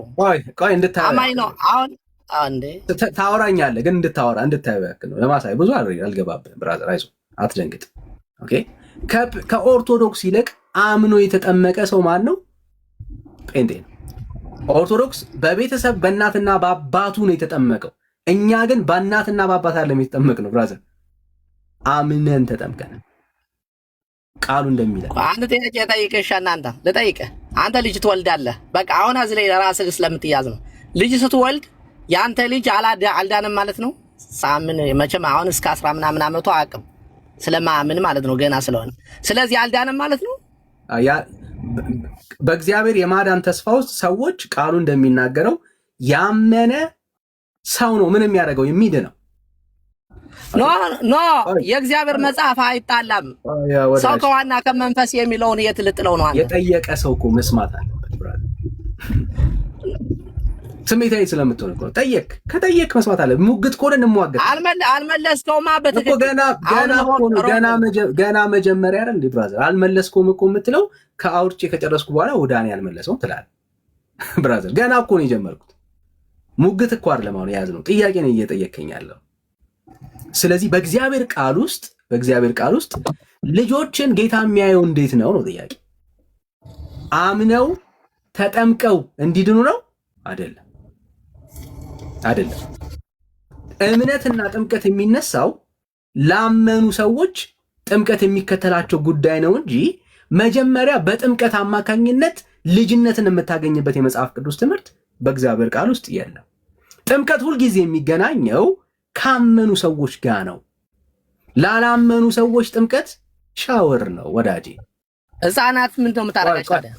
ቆይ አየህ፣ ህፃናት ምን ላረጋቸው እንደምችል እኔ መጽሐፉ ነው የሚናገረው። ህፃናቶችን ጌታን ተቀብለው ሳይሆን ህፃናቶች ጌታ ራሱን የተቀበላቸው ማስረጃ አለ። አዎ፣ ህፃናት ወደ እኔ ይመጡ ዘንድ አትከልክሏቸው፣ መንግስተ ሰማያት ለእንደነሱ አይነት ናትና አላየ። አሁን ጌታ የተቀበላቸው ህፃናቶች በእርሱ የሚያምኑት የማመዛዘን አቅም ያላቸው ወንጌሉን ሰምተው ኢየሱስን ልከተል የሚሉ ሆነው አይደለም። ህፃናትን የተቀበለው እሱ ራሱ ነው። ማን? ጌታ። አትከልክሏቸው ያለው ማን ነው? እሱ ነው። በውሃ እያነከራችሁ አንጡ ልቀበላችሁ አላለም ጌታ፣ አላለም። አየህ፣ ጌታ ባላለው ነገር ላይ ዶክትሪን አልመሰረትም። ህፃናቱን አንጡ ብሏል። አዎ፣ በቃ ይዤለት እመጣለሁ ወደፊቱ። አለቀ። ምን ማለት ነው? ጌታን እንዲያውቁ፣ በመዝሙር እንዲዘምሩ፣ መጽሐፍ ቅዱስን እንዲያጠኑ፣ የእግዚአብሔርን ሐሳብ እንዲረዱ አደርጋለሁ። ማድረግ የምችለው እሱን ነው። ስለነሱ ግን ማን ነው ኃላፊነት የወሰደው? ራሱ ማለት ነው። ኃላፊነት የወሰደው እያልከኝ ነው ያለ በቃሉ መሰረት። አሁን እንደዛ ነው የሚለው። በቃ ዳሴት አሁን ተስማማ። ታዲያ ኦርቶዶክስ ህፃናቶች ቢጠመቁት የዳኑ ናቸው የተጠመቁት? ምን ችግር አለው? የእሱን ነው ማስተካከል ያለብን። አሁን ሰው ከዋና ከመንፈስ የሚለውን መጽሐፍ ነው እኛ የምናስተምረው እኮ። ቆይ ላሳያ። ቆይ አሁን ላሳያ። ጌታ ተቀብሏቸው ነው ያጠመቅናቸው ካልከኝ፣ ጥምቀት በመጽሐፍ ቅዱስ ውስጥ በደንብ ስማኝ፣ ላላመነ ሰው አልተሰጠም። ቆይ አትደረባ። ቆይ አንድ ጥያቄ አለኝ ከዚህ ላይ ሰው ከዋና ከመንፈስ ካልተወለደ እግዚአብሔር ልጅነት ሊያገኙ አይችልም እኮ ነው የሚለው። ያዘው ኖ ያዘው ብራዘር ቃሉን እየካድክ ነዋ። አልካድኩትም። ምን ማለት እንደሆነ ደግሞ አስረዳለሁ። እኔ ክርስቲያን ነኝ፣ የእግዚአብሔርን ቃል አልክድም ብራዘር። እሱ ምን ማለት እንደሆነ አስረዳለሁ። ሆልድ ኦን ብራዘር። አየህ በእግዚአብሔር ቃል ውስጥ በደምብ ስማ። በእግዚአብሔር ቃል ውስጥ እግዚአብሔር ሕፃናቶችን ውሃ እያስነካችሁ ልቀበላችሁ አላለም። ኦኬ። ለዚህ ነው በሐዋርያት ትምህርትም በሐዋርያት ልምምድም አንድም ቦታ ላይ ሕፃናት ስለመጠመቃቸው ማስረጃ የለም በእግዚአብሔር ቃል ውስጥ። ኖ ውሃ ብቻ አይደለም የሚለው ቃሉ ሰው ከዋና ከመንፈስ ቅዱስ አለው። ምንድነው የምታወራው? አያሪ የማካድ ምክንያት ይኸውልህ መንፈስ ቅዱስም ካራዝ ላይ ስሜታዊ አትሁን ብራዘር፣ ስሜታዊ አትሁን ብራዘር። ሊያም ይችላል ግን ቻለው ብራዘር። አንዴ ቆይ ኖ በጭራሽ አመኝም። ኧረ በጭራሽ እናንተ በጭራሽ እናንተ በጭራሽ አንድ ቀንም ስሜታዊ አትሁን። ቆይ አንዴ ሆልድ ኦን ብራዘር፣ አንዴ ቻል አድርገው ብራዘር። መቻል ነው ያለ አማራጭ። እሺ አየህ በእግዚአብሔር ቃል ውስጥ ያላመነ ሰው ተጠምቆ አያውቅም። ሰውን ምንድን ነው የሚከለክለው? ለመጠመቅ ምንድን ነው የሚከለክለው? ምንድን ነው የሚፈቅድለት? በደንብ የእግዚአብሔር ቃል እንደዚህ ብሎ ይናገራል። ይኸው እኛ የተጻፈ ምናምን ምንድነን? ክርስቲያኖች እንደዚህ ይላል። ይኸው ምን እንደሚከለክል እናሳይ ከእግዚአብሔር ቃል። ጥምቀትን ላለመጠመቅና ለመጠመቅ ምን እንደሚፈቅድና ምን እንደሚከለክል እንየው። ይኸው እንደውም አትሊስት ኢትዮጵያዊ ስለሆነ በደንብ ትረዳዋለህ ብዬ አስባለሁ። ይኸው እንደዚህ ይላል። ጃንደረባውም ለፊልጶስ መልሶ እባክህ ነብዩ ይህ ስለማን ይናገራል? ስለ ራሱ ነው ወይስ ሌላ አለው። በማስተዋል ስማኝ። ፊልጶስም አፉን ምን አደረገ? ከፈተ። ከዚያም መጽሐፍ ጀምሮ ስለ ኢየሱስ ወንጌል ሰበከለት ይላል። ምን ይቀድማል? መሰበክ ይቀድማል። የመጀመሪያው ስቴፕ ነው። ስለማን? አፉን ከፍቶ ምን አደረገለት? ሰበከለት ይላል። እንኳን አይደለም የ40 ቀን ሕፃን ልጅ ቀርቶ ይሄው ጃንደረባው በስልጣን ያለው ምናልባት አላቅም 20 ዓመት ይሁን 30 ዓመት ይሁን 40 ዓመት ይሁን ማን እንደሆነ አናቅም፣ ግን የሚያነበው ቃል እንኳን አልገባውም ነበር። እንኳን አይደለም የ40 ቀን ሕፃን ልጅ ማለት ነው ወንድም ማለት አየህ፣ ወንጌሉን እንኳን የ40 ቀን ሕፃን ልጅ ሊረዳው ቀርቶ ይኸው ያደገው በስልጣን ላይ በትልቅ ፖዚሽን ላይ ያለው ኢትዮጵያዊ ጃንደረባ እንኳን እያነበበ ማንበብ እየቻለ እንኳን ስለማን እንደሆነ እንኳን አያውቅም ነበር። አየህ፣ ለዚህ ነው የሚላኩ ሰዎች የሚያስፈልጉት። ካልተላኩ ካልሰሙ፣ አየህ፣ ትልቅ ነው፣ አዎ፣ ስልጣን አለው፣ አዎ፣ ያነባል፣ አዎ፣ ግን ወንጌሉን አልገባውም። የ40 ቀን ሕፃን ልጅ ሆኜ ወንጌል ገብቶኛል አትበሉን ብራዘርስ። አልገባውም። ምን አለ? ፊልጶስም አፉን ከፈተ፣ ከዚያን መጽሐፍ ጀምሮ ስለማን ሰበከለት ይላል? ስለ ኢየሱስ ሰበከለት ይላል። የሚሰብኩ አገልጋዮች ያስፈልጋሉ። የሚናገሩ ቃሉን የሚያስተምሩ አገልጋዮች ያስፈልጋሉ። በመንገድም ሲሄዱ አየህ፣ ከስብከት በኋላ በመንገድም ሲሄዱ ውሃ ደረሱ፣ ወደ ውሃ ደረሱ። ጃንደረባውም እነሆ ውሃ እንዳልጠመቅ የሚከለክለኝ ምንድነው አለ። አየህ፣ ውሃ ስላገኘ ሁሉ ዳግም እንድትወለድ አትጠመቅም። ውሃ በራሱ ዳግም አይወልድም። በመጠመቅ ዳግም መወለድ የለም። ይሄው ምንድነው ማስረጃ? ይሄው የጌታ ደቀ መዝሙር ምንድነው ያደረገው? ፊልጶስ ምንድነው ያለው? እንደ ኦርቶዶክሳውያን አዎ ውሃ አገኘ፣ አዎ ውሃማ ካገኘ በውሃ ተጠምቀ ዳግም ተወለድ አለው? በጭራሽ። ዳግም ቢወልድ ኖሮ ውሃ ይሄው ይሄ ሰውዬ ከመንፈስ ዳግም ከውሃና ከመንፈስ ዳግም ተወለድ ብሎ ጌታ ተናግሯልና በውሃ ውስጥ ገብተ ተጠመቅና ዳግም ተወለድ ይለው ነበረ። በጭራሽ በጭራሽ። ምንድነው ያለው? ይሄው እንስማስ። ቆይ ብራዘር፣ ቆይ አንዴ ልጨርሰው። ይሄው ቃል በቃል ልድገመው ምን እንዳለ በደንብ አስተውሉ። ባይዘው ወገኖች በደንብ አስተውሉ። በመንገድም ሲሄዱ ወደ ውሃው ደረሱ። ከዛስ ጥያቄ ውሃ ብቻ አይደለም የሚያሳየው። ባይዘው ጃንደረባው ምን እንዳለ አስተውሉ። እነሆ ውሃ አለ። ኦኬ፣ ውሃ ሲል ዮሐንስ ወንጌል ምዕራፍ 3ን አእምሯችሁ ውስጥ አስቡ። እንደ ኦርቶዶክሳውያን አሁን ለጊዜው ተረዱ። ልክ እንደ ኦርቶዶክሳውያን ማለት ነው። ለምን ኦርቶዶክሳውያን ዮሐንስ ወንጌል ምዕራፍ 3 ቁጥር 5 ምን ብለው ይተረጉማሉ? ይሄው በውሃና በመንፈስ ነው ሰው ዳግም የሚወለደውና ውሃ ሳያገኝ ሰው ከተጠመቀ ዳግም ይወለዳል ብለው ያምናሉ። ኦኬ እስቲ እንደዛ ከሆነ ይህንን ክፍል እንየው፣ በሱ መሰረት እንየው። ይሄው ውሃ አለው እንዳልጠመቅ የሚከለክለኝ ምንድን ነው አለው። እንዳልጠመቅ የሚከለክለኝ ምንድን ነው ሲለው የኢትዮጵያ የፊልጶስ ልክ ኦርቶዶክሳውያን እንደሚረዱት ዮሐንስ ወንጌልን ወይ ደግሞ ጥምቀትን ኮንሰፕት ቢረዳ ኖሮ ምን ብለው ነበር የሚመልሰው? እስቲ አንድ ይበሉት ኮመንት ላይ። እኔ ምንም አልበል እናንተ በሉት።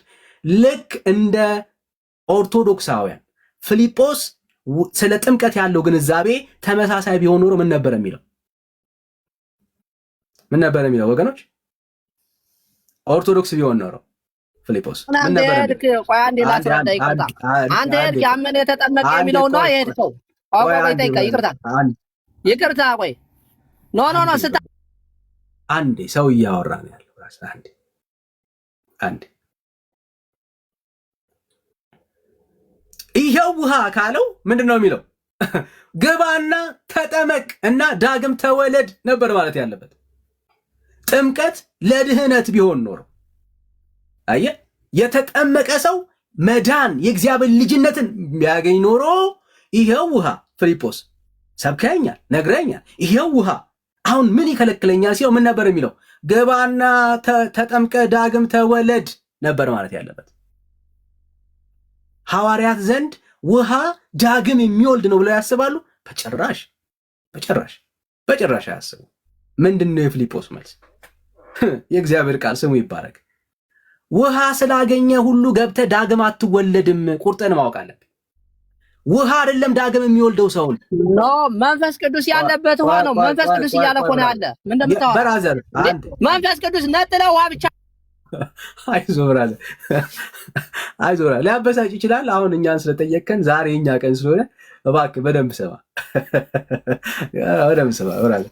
አየሁ ዳግም ውሃ ቢወልድ ኖሮ ሰውን ፊልጶስ አሪፍ አጋጣሚ ነው ያገኘው። ይሄ ሰው ዳግም እንዲወለድ ግባና ውሃ ውስጥ ተነከርና ዳግም ትወለዳለህ ነበር መልእክት የነበረበት።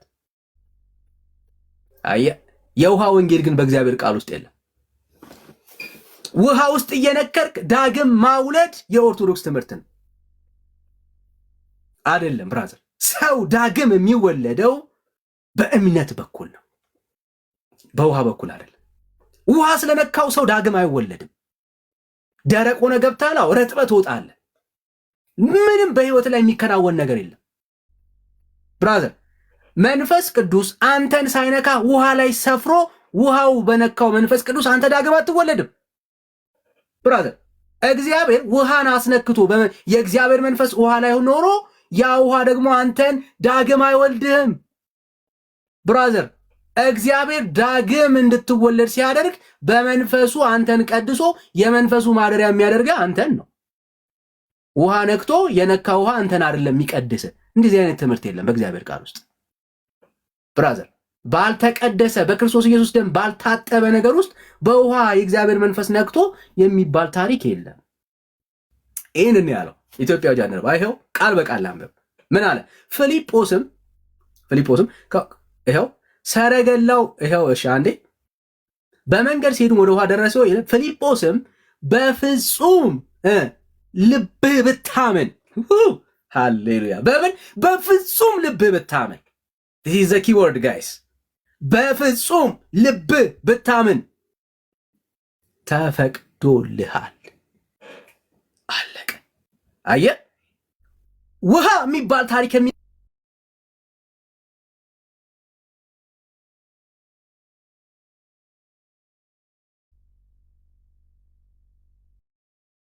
መጣው ምንም ታሪክ የለም። ቆይ አንዴ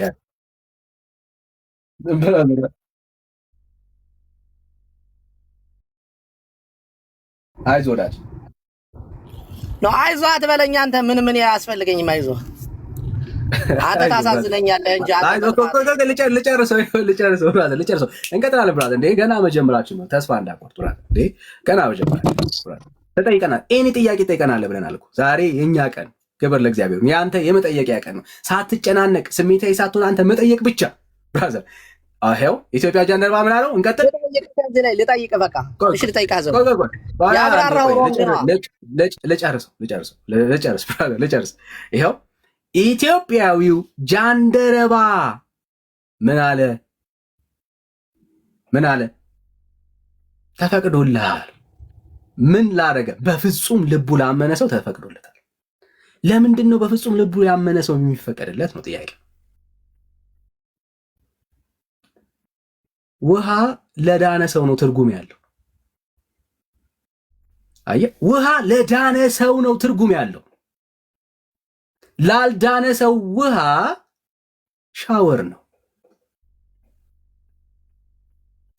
አየህ፣ ልክ ሰው ሲድን በእምነት አማካኝነት የእግዚአብሔር ልጅ ሲሆን ጥምቀት ሌላ ትርጉም አለው።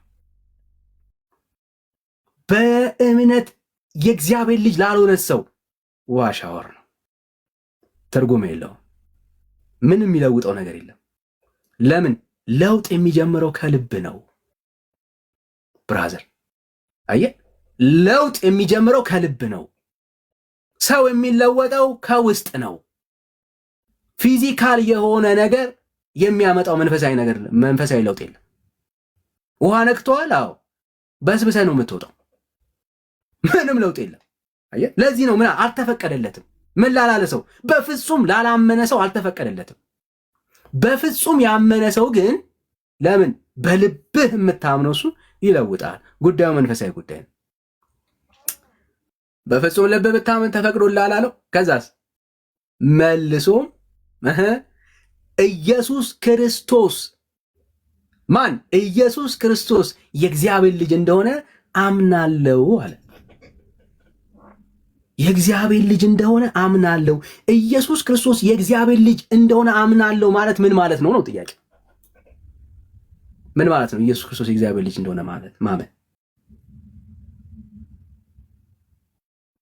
ያው የእግዚአብሔር ቃል እንደዚህ ይላል። ይሄን ሐሳብ እንየዋ ብራዘር፣ እንየው እስቲ ምን ማለት ነው? እንደዚህ ብሎ የሚያምን ሰው ምንድን ነው እያለ ያለው? እስቲ የእግዚአብሔርን ሐሳብ እንየው። እሺ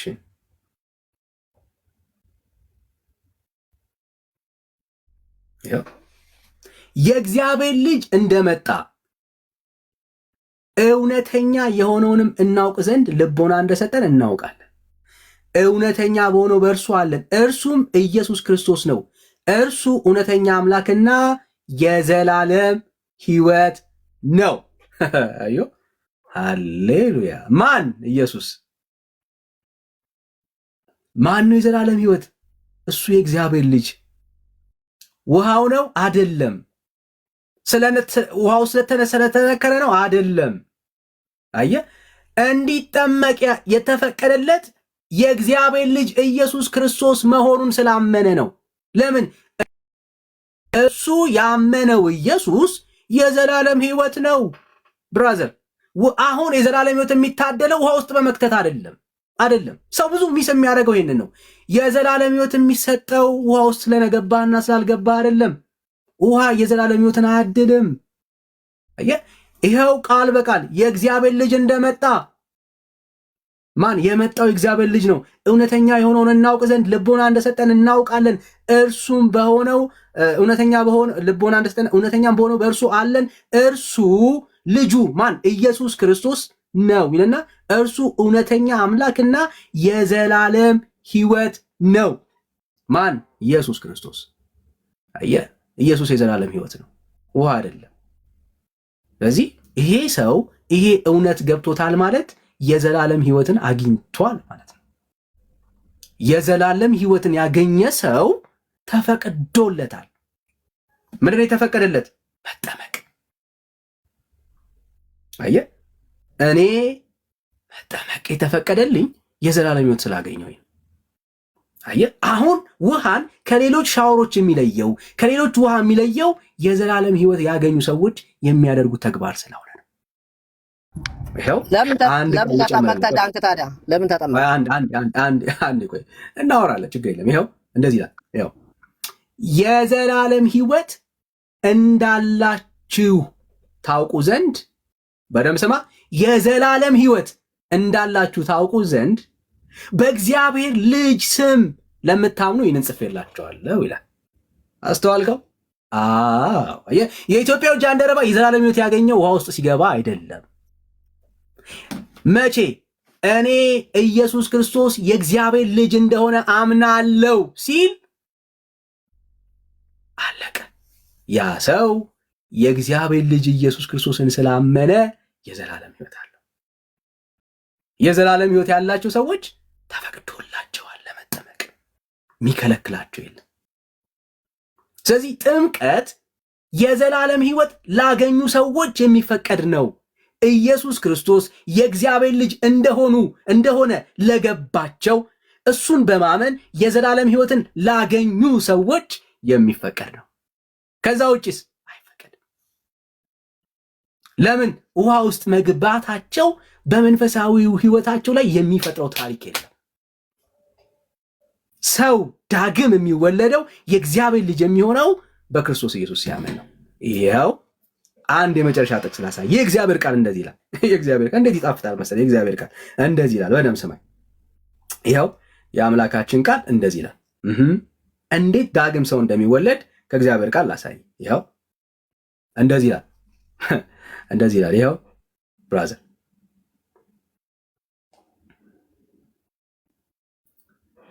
በእምነት በኩል በማን? በእምነት በኩል ይሰመርበት ጋይስ። በእምነት በኩል ብለን ስናወራ ጥምቀት ያድናል ብላችሁ መኑ አይደለም ባይዘው። በእምነት በኩል ካለ መጽሐፉ እየተናገረ ያለው ኢየሱስ ክርስቶስን በማመናችን ነው የሚናገር። መጽሐፍ ቅዱስ አንድም ቦታ ላይ ጥምቀት ለመዳን ነው ብላችሁ እመኑ የሚል ትምህርት የለም። የሚታመን ውሃ የለም በቤተ ክርስቲያን ውስጥ። የሚታመን ግን ኢየሱስ አለ።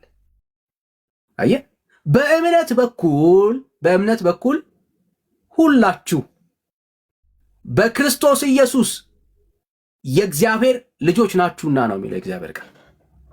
አለቀ። በማን በኩል? በእምነት በኩል። በማን? በክርስቶስ ኢየሱስ። በውሃ በኩል በፍጹም። በሃይማኖት ስርዓት በፍጹም ብራዘር። በክርስቶስ ኢየሱስ በእምነት በኩል የማን ልጆች? የእግዚአብሔር ልጆች ሆናችኋል። አየህ፣ ሰው ኢየሱስ ክርስቶስን ሲያምን ነው ምን የሚሆነው? የእግዚአብሔር ልጅ የሚሆነው። የእግዚአብሔር ልጅ የሚያደርግ ውሃ የለም። የእግዚአብሔር ልጅ የሚገኘው የእግዚአብሔር ልጅነት የሚገኘው የእግዚአብሔር ልጅ የሆነውን ኢየሱስ ክርስቶስን ሰው ሲያምን ነው። የእግዚአብሔር ቃል እኮ ነው የሚናገረው ብራዘር። በእምነት በኩል በውሃ በኩል የሚል አንድ ጥቅስ የለም። ሐዋርያቶችም ይህንን ሐሳብ ተረድተውት አያውቁም። በውሃ በኩል ኦርቶዶክስ እንደመጣ ነው። ይሄው ነው ወንጌላዊ ሆነ የተጠመቅንበት ሚስጥር ይሄ ነው። ሌላ ጥያቄ አለ?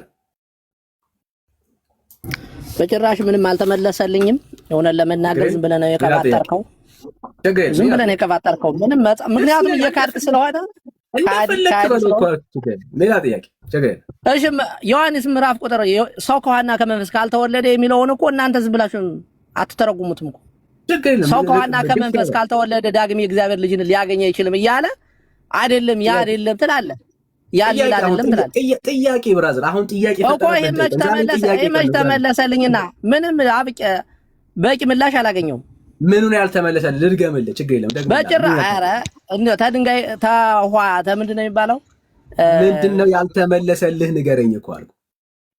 ምክንያቱም አንተ ነጥለህ ነው ሰው ያመነ የተጠመቀ ይድናል የሚለውን ያመነ ብቻ ነው እያልክ የምተረጉመው። ያልተመለሰልህን ንገረኝ። ያመነ የተጠመቀ ይድናል ነው የሚለው ቃሉ። አንተ ግን ያመነ ብቻ ነው ልጅነት ያለው እንጂ ጥምቀት የሚባለው አያስፈልግም ብለው ነጥለህ ወሰድከው። ብራዘር እኮ እኔ ጠይቀኛ። የእግዚአብሔርን ቃል እኮ ነው እየካድክ ያለው ወንድም። ሶሪ ጠይቀኝ። አሁን ለምን አትጠይቀኝ? ጠይቀኝ እያልኩ እየለመንኩ ጠይቀኝ። መች ተመለሰ? ምን ብዬ አሁን ያልተመለሰልን ጥያቄ ጠይቀኝ። ያመነ የተጠመቀ ይድናል እያለ ያመነ ብቻ ነው የሚድን ትለኛለህ እኮ። እሺ ጠይቀኛ። ጥያቄ የሆነብህ ነገር ምንድን ነው? ያመነ የተጠመቀ ይድናል የሚለውን አልተረጎምኩማ። ይሄው ደግሞ እሱን ጥቅስ ደግሞ ላውራለህ ብራዘር። ምን ችግር አለ? ያመነ ብቻ ነው ይድናል የምትለው። ቆይ ብራዘር፣ እኔ መጽሐፉን እኔ አይደለሁም ያልኩት፣ መጽሐፉን ያለኝ ይሄው እግዚአብሔርን ቃል ነው። አንተ ነህ አጣም የተረጎምከው። እኔ ምንም በራስህ አልተረጎምኩትም ብራዘር፣ እኔ ምንም አንተ ነህ እንጂ አልተረጎምኩትም። ይኸው ክብር ለእግዚአብሔር ይሁን። እኛ ክርስቲያኖች አድርገህ ትጠይቀናል። እሺ እንደዚህ ይላል የአምላክ ቃል፣ የአምላክ ቃል እንደዚህ ይላል፣ የአምላክ ቃል እንደዚህ ይላል። በደምብ ስማኝ። ይኸው እንዲህም አላቸው፣ ወደ ዓለም ሁሉ ሂዱ፣ ወንጌልንም ለፍጥረት ሁሉ ስበኩ። ከዚህ ነው የሚጀምረው ትእዛዙ። ባይዘው ከጥምቀት አይጀምርም ስብከቱ። ምን አለ? ወደ ዓለም ሁሉ ሂዱ፣ ወንጌልንም እንዳትረሳ ለፍጥረት ስበኩ አለ። ወንጌል ምንድን ነው ነው ጥያቄው። ኦኬ ወንጌል እውነት ጥምቀት ወንጌል ነው አይደለም? ጥምቀት ወንጌል ሆኖ ያውቃል? በጭራሽ በጭራሽ። ስበኩ የተባሉት ልክ ኢትዮጵያዊን ጃንደረባ ፊልጶስ እንደሰበከው ስለ ክርስቶስ ኢየሱስ አዳኝነት መመስከር ነው ወንጌል። ብራዘር የውሃ ወንጌል ቤተክርስቲያን የላትም። አዳኒ ማስረጃ ስጠን። ጥምቀት ወንጌል አለመሆኑን ማስረጃ ስጠን። ይሄው ልስጥ፣ በደምብ ስማ። ይሄው ወንጌል ጥምቀት ወንጌል አለመሆኑን ከእግዚአብሔር ቃል አሳይ። ይሄው እንደዚህ አንብበው፣ ሁሉን አንብበው፣ እሱ ላይ አንብበው እስከ መጨረሻው። ወንጌል ብቻ ሳይሆን አንብበው። ምን እንደሚል እኔ ስለማውቀው ነው። ምን እንደሚል ስለማውቀው ነው። አንብበው። አሁን ሪላክስ አድርግ ብራዘር። አሁን አንዷን ቃል ብቻ ተዳታ ታስለ አንዷን ቃል ብቻ ዛሬ የመስማት ቀን ነው ብራዘር። ሪላክስ አድርግ፣ ችግር የለም። ኖ የምሰማኝ ከሆነ እንወያይ ብዬ ነው። ዛሬ ጥያቄ ቀን እኮ ነው ብራዘር። እኛን ጠይቃላችሁ። የሄዳችሁ ምንድን ነው የሚለው? የሄዳችሁ በአብ በወልድ በመንፈስ ቅዱስ እያጠመቃችሁ ደቀ መዛሙርት አድርጓቸው። ገና ነው፣ አልደረስንም፣ እታች አልደረስንም። እንደርሳለን እኮ አውዱ እንደዛ ነው የሚለው። አንዷን ጥቅስ ብቻ እንደርሳለን። ገና አሁን እኔ ቁጥር 15 ነው ገና ያነበብኩት። አሁን ቁጥር 16 ደግሞ ሄደን እናወራለን። አሁን 15ኛው ነው እያወራኝ። ወንጌል ምንድን ነው? ስበኩ ያላቸው ምንድን ነው? ጥምቀትን ነው አይደለም? ይኸው ከእግዚአብሔር ቃል እንደዚህ ይላል።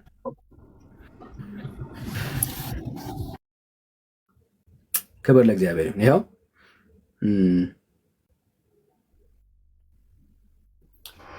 በስሜ ተጠመቃችሁን ማንም እንዳይል ከቀርስጴስና ከጋዮስ በቀር ከእናንተ አንድስ እንኳን ስላላጠመኩ እግዚአብሔርን አመሰግናለሁ። ጳውሎስ ነው የሚለው። ባይዘው የእስጢፋኖስንም ቤተሰቦች ደግሞ አጥምቄአለሁ፣ ጨምሬ ሌላ አጥምቄ እንደሆነ አላውቅም ይልና አሁን በደንብ በማስተዋል ስማ። ለማጥመቅ ክርስቶስ አላከኝምና። ለምን? ለማጥመቅ ክርስቶስ አላከኝምና። እና ጳውሎስ ለምን የተላከው? ወንጌልን ልሰብክ እንጂ። ሃሌሉያ። አየህ፣ ጳውሎስ ጥምቀትና ወንጌል በጣም የሚለያዩ ጉዳዮች ነው ለሱ። ለምን? ጳውሎስ የተላከው ሰዎች በወንጌል አምነው እንዲድኑ የእግዚአብሔርን መንግስት እንዲያገኙ ነው። ወንጌሉ ማን ነው? ኢየሱስ ክርስቶስ። ሐዋርያቶች የተላኩት ለምንድን ነው? እሱ ለወንጌሉ እውነት። ጳውሎስ ሲናገር እኔ አለ ወንጌልን ለመስበክ እንጂ ለማጥመቅ አይደለም የተላኩት። ስለዚህ ጥምቀት ወንጌል አይደለም ማለት ነው ባጭሩ። ስለዚህ አሁን ወደ ቅድሙ ክፍል ወስድሃለሁ። ጌታ ምን አለ? ወደ ዓለም ሁሉ ሂዱ፣ ወንጌልን ለፍጥረት ሁሉ ስበኩ ሲል ጥምቀት ያድናል እያላችሁ ተናገሩ እያለ አይደለም። ጳውሎስ ጥምቀት ያድናል ብሎ ቢያምን ኖሮ ጌታ ለማጥመቅ አላከኝም አይልም ነበር፣ ለወንጌል እንጂ። የሰዎች የሚድኑበት ሚስጥር ምንድን ነው? እሱ የእግዚአብሔር ልጅ ኢየሱስ ክርስቶስ በመስቀል ላይ የሰራው የማዳን ስራ ይሄው ነው። ሌላ አለ? የለም። አሁን በደምብ ስማ። ቁጥር 15ን ላንብብልህ። እንደዚህ ይላል፣ ወደ ዓለም ሁሉ ሂዱ፣ ወንጌል ለፍጥረት ሁሉ ስበኩ አለ። ሃሌሉያ። ወንጌል ተሰበከ አይደል? አዎ። ሰዎች ሰሙ አይደል? አዎ። ማን ነው የሚያድነው? በወንጌል ውስጥ የሚሰበከው ማን ነው? ወንጌል ስለ ልጁ ስለ ክርስቶስ ኢየሱስ ብቻ ነው። ስለዚህ ወንጌል ሰዎች ሲሰሙ፣ ሰዎች ወንጌልን መስማት ሲችሉ ምን ይሆናሉ? ያምናሉ። ዶንት ፎርጌት፣ ያምናሉ። ምን ማለት ነው ማመን ነው ጥያቄው። ያምናሉ ስንል የሰሙት ወንጌል ያመንም የተጠመቀም ስለሚል ቃሉ ማመን ማለት ምን ማለት ነው ነው ጥያቄው። ሲያምኑ ምንድን ነው እሱ የሚፈጠረው በእነሱ ህይወት? ይኸው ከእግዚአብሔር ቃል ላሳይ። ይህንን በእግዚአብሔር ቃል ነው የምናወራው። ይኸው የአምላካችን ቃል ምን እንደሚል ይኸው በደምብ ስማ። ይኸው እሺ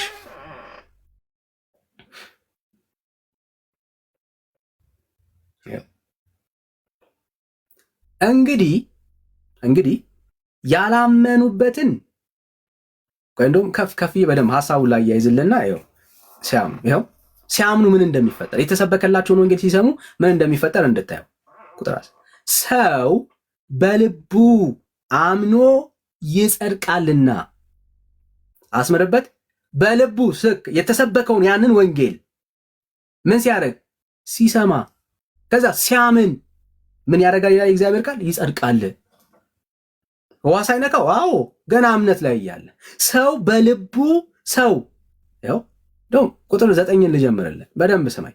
ኢየሱስ ጌታ እንደሆነ በአፍህ ብትመሰክር እግዚአብሔርም ከሙታን እንዳስነሳው በልብ ብታምን ትድናለህ ይላል። ምን? ውሃ ሳይነካው? አዎ ውሃ ሳይነካው እምነትን ነው የሚያወራው። ሰው ኢየሱስ ጌታ እንደሆነ በአፉ ቢመሰክር እግዚአብሔርም ከሙታን እንዳስነሳው በልቡ ቢያምን ምን ያደርጋል? ይድናል። ስለ እምነት ነው እያወራን ያለነው። ገና ሰው ሳያምን አይጠመቅም ነው እያልን ያለ ነው። አየህ፣ ሰው ሳያምን አይጠመቅም። ስለዚህ አሁን ስለ እምነት ነው እየተነጋገርን ያለ ነው። ሰው ሲያምን በህይወቱ ምንድን ነው የሚከናወነው? ማወቅ አለበት። ሰው ምንድን ነው የሚከናወነው በአንተ ህይወት? ኢየሱስ ክርስቶስን ስታምን መጽሐፉ ምን ይላል? ትድናለህ ይላል፣ ትጸድቃለህ ይላል። የእግዚአብሔር ቃል ነው የሚናገረው። ሰው በልቡ አምኖ ምን ያደርጋል? ይጸድቃልና። እግዚአብሔር ስሙ ይባረክ። ምን ያደርጋል? ሰው በልቡ አምኖ ይጸድቃል፣ በአፉም መስክሮ ይድናል።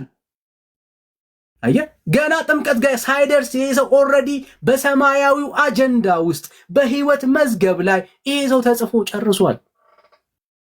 የአምላክ ቃል ነው የሚናገረው። ባይዘወይ በቃ አለቀ። አሁን ስለ እምነት ስትጨርስ በእምነት አማካኝነት በሰውየው ህይወት ውስጥ የሚከናወነው ይሄ ነው። ምን ያደርጋል? ሰውየው ይጸድቃል፣ ሰውየው ይድናል።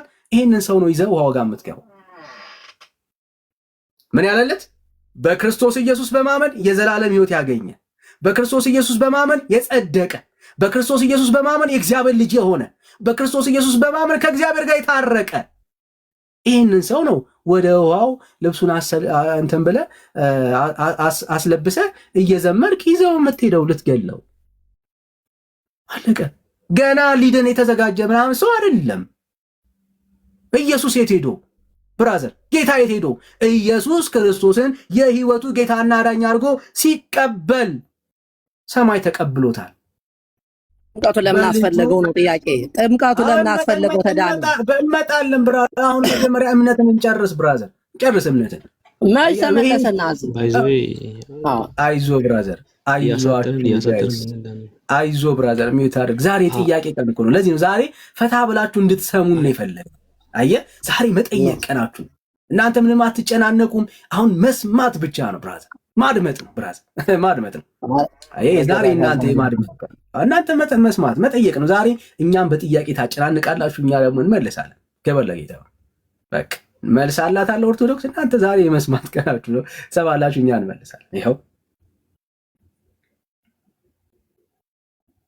የእግዚአብሔር ቃል ነው የሚናገር። በልጁ በክርስቶስ ኢየሱስ የሚያምን አይፈረድበትም። አይገርም? አይፈረድበትም። ይሄ ሰው ከፍርድ ሁሉ አምልጧል። የእግዚአብሔር ፍርድ በዚህ ሰው ላይ አይፈጸምም። ለምን? በእግዚአብሔር ልጅ በክርስቶስ ኢየሱስ ስላመነ። ስለዚህ እንዳትረሱ ወገኖቼ፣ የማይፈረድበት ሰው ነው። የእግዚአብሔር ልጅ ሆኗል። በምን? በእምነት።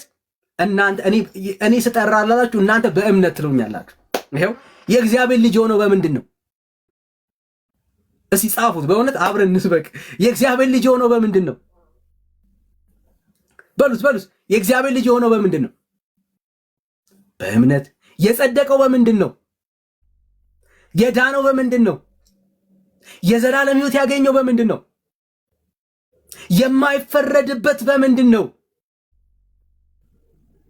አለቀ በቃ ብራዘር፣ አከተመ። አየህ፣ ይሄንን ሰው ይዘህ ነው ያለው። ምን ያደረገ? የዳነ የጸደቀ የእግዚአብሔር ልጅ የሆነ የማይፈረድበት ዋስትና ያለው ጠበቃ ያለው ይዘ ነው የምትሄደው ውሃ ጋር። ይሄ ሰው ተጠምቆ ስለዚህ ሰው ስታወሩ ያመነ የተጠመቀ ይድናል ብለን የምታወራው አለቀ እኮ። ድነቱን ያገናኘኸው ከጥምቀት ጋር አይደለም። ኦልሬዲ የዳነ ሰው ነው ውሃ ውስጥ የከተትከው። ጥምቀቱ ያድናል አትልም። ለምን? በክርስቶስ ኢየሱስ የሚያምኑ ኩነኔ የለባቸውም። አለቀ። ኩነኔ የሌለበትን ሰው ውሃ ውስጥ ከተ የዳንከው እኮ በውሃ ነው አትለውም። በልጁ የሚያምን የዘላለም ሕይወት አለው ተብሎ የተጻፈውን ያንን ያመነና የዘላለም ሕይወት ያገኘን ሰው በእምነት በኩል ውሃ ውስጥ ከተ ውሃ ነው የዘላለም ሕይወት የሰጠ አትልም። ኦልሬዲ መጀመሪያውኑ የዘላለም ሕይወት በእምነት በኩል ተቀብሏል።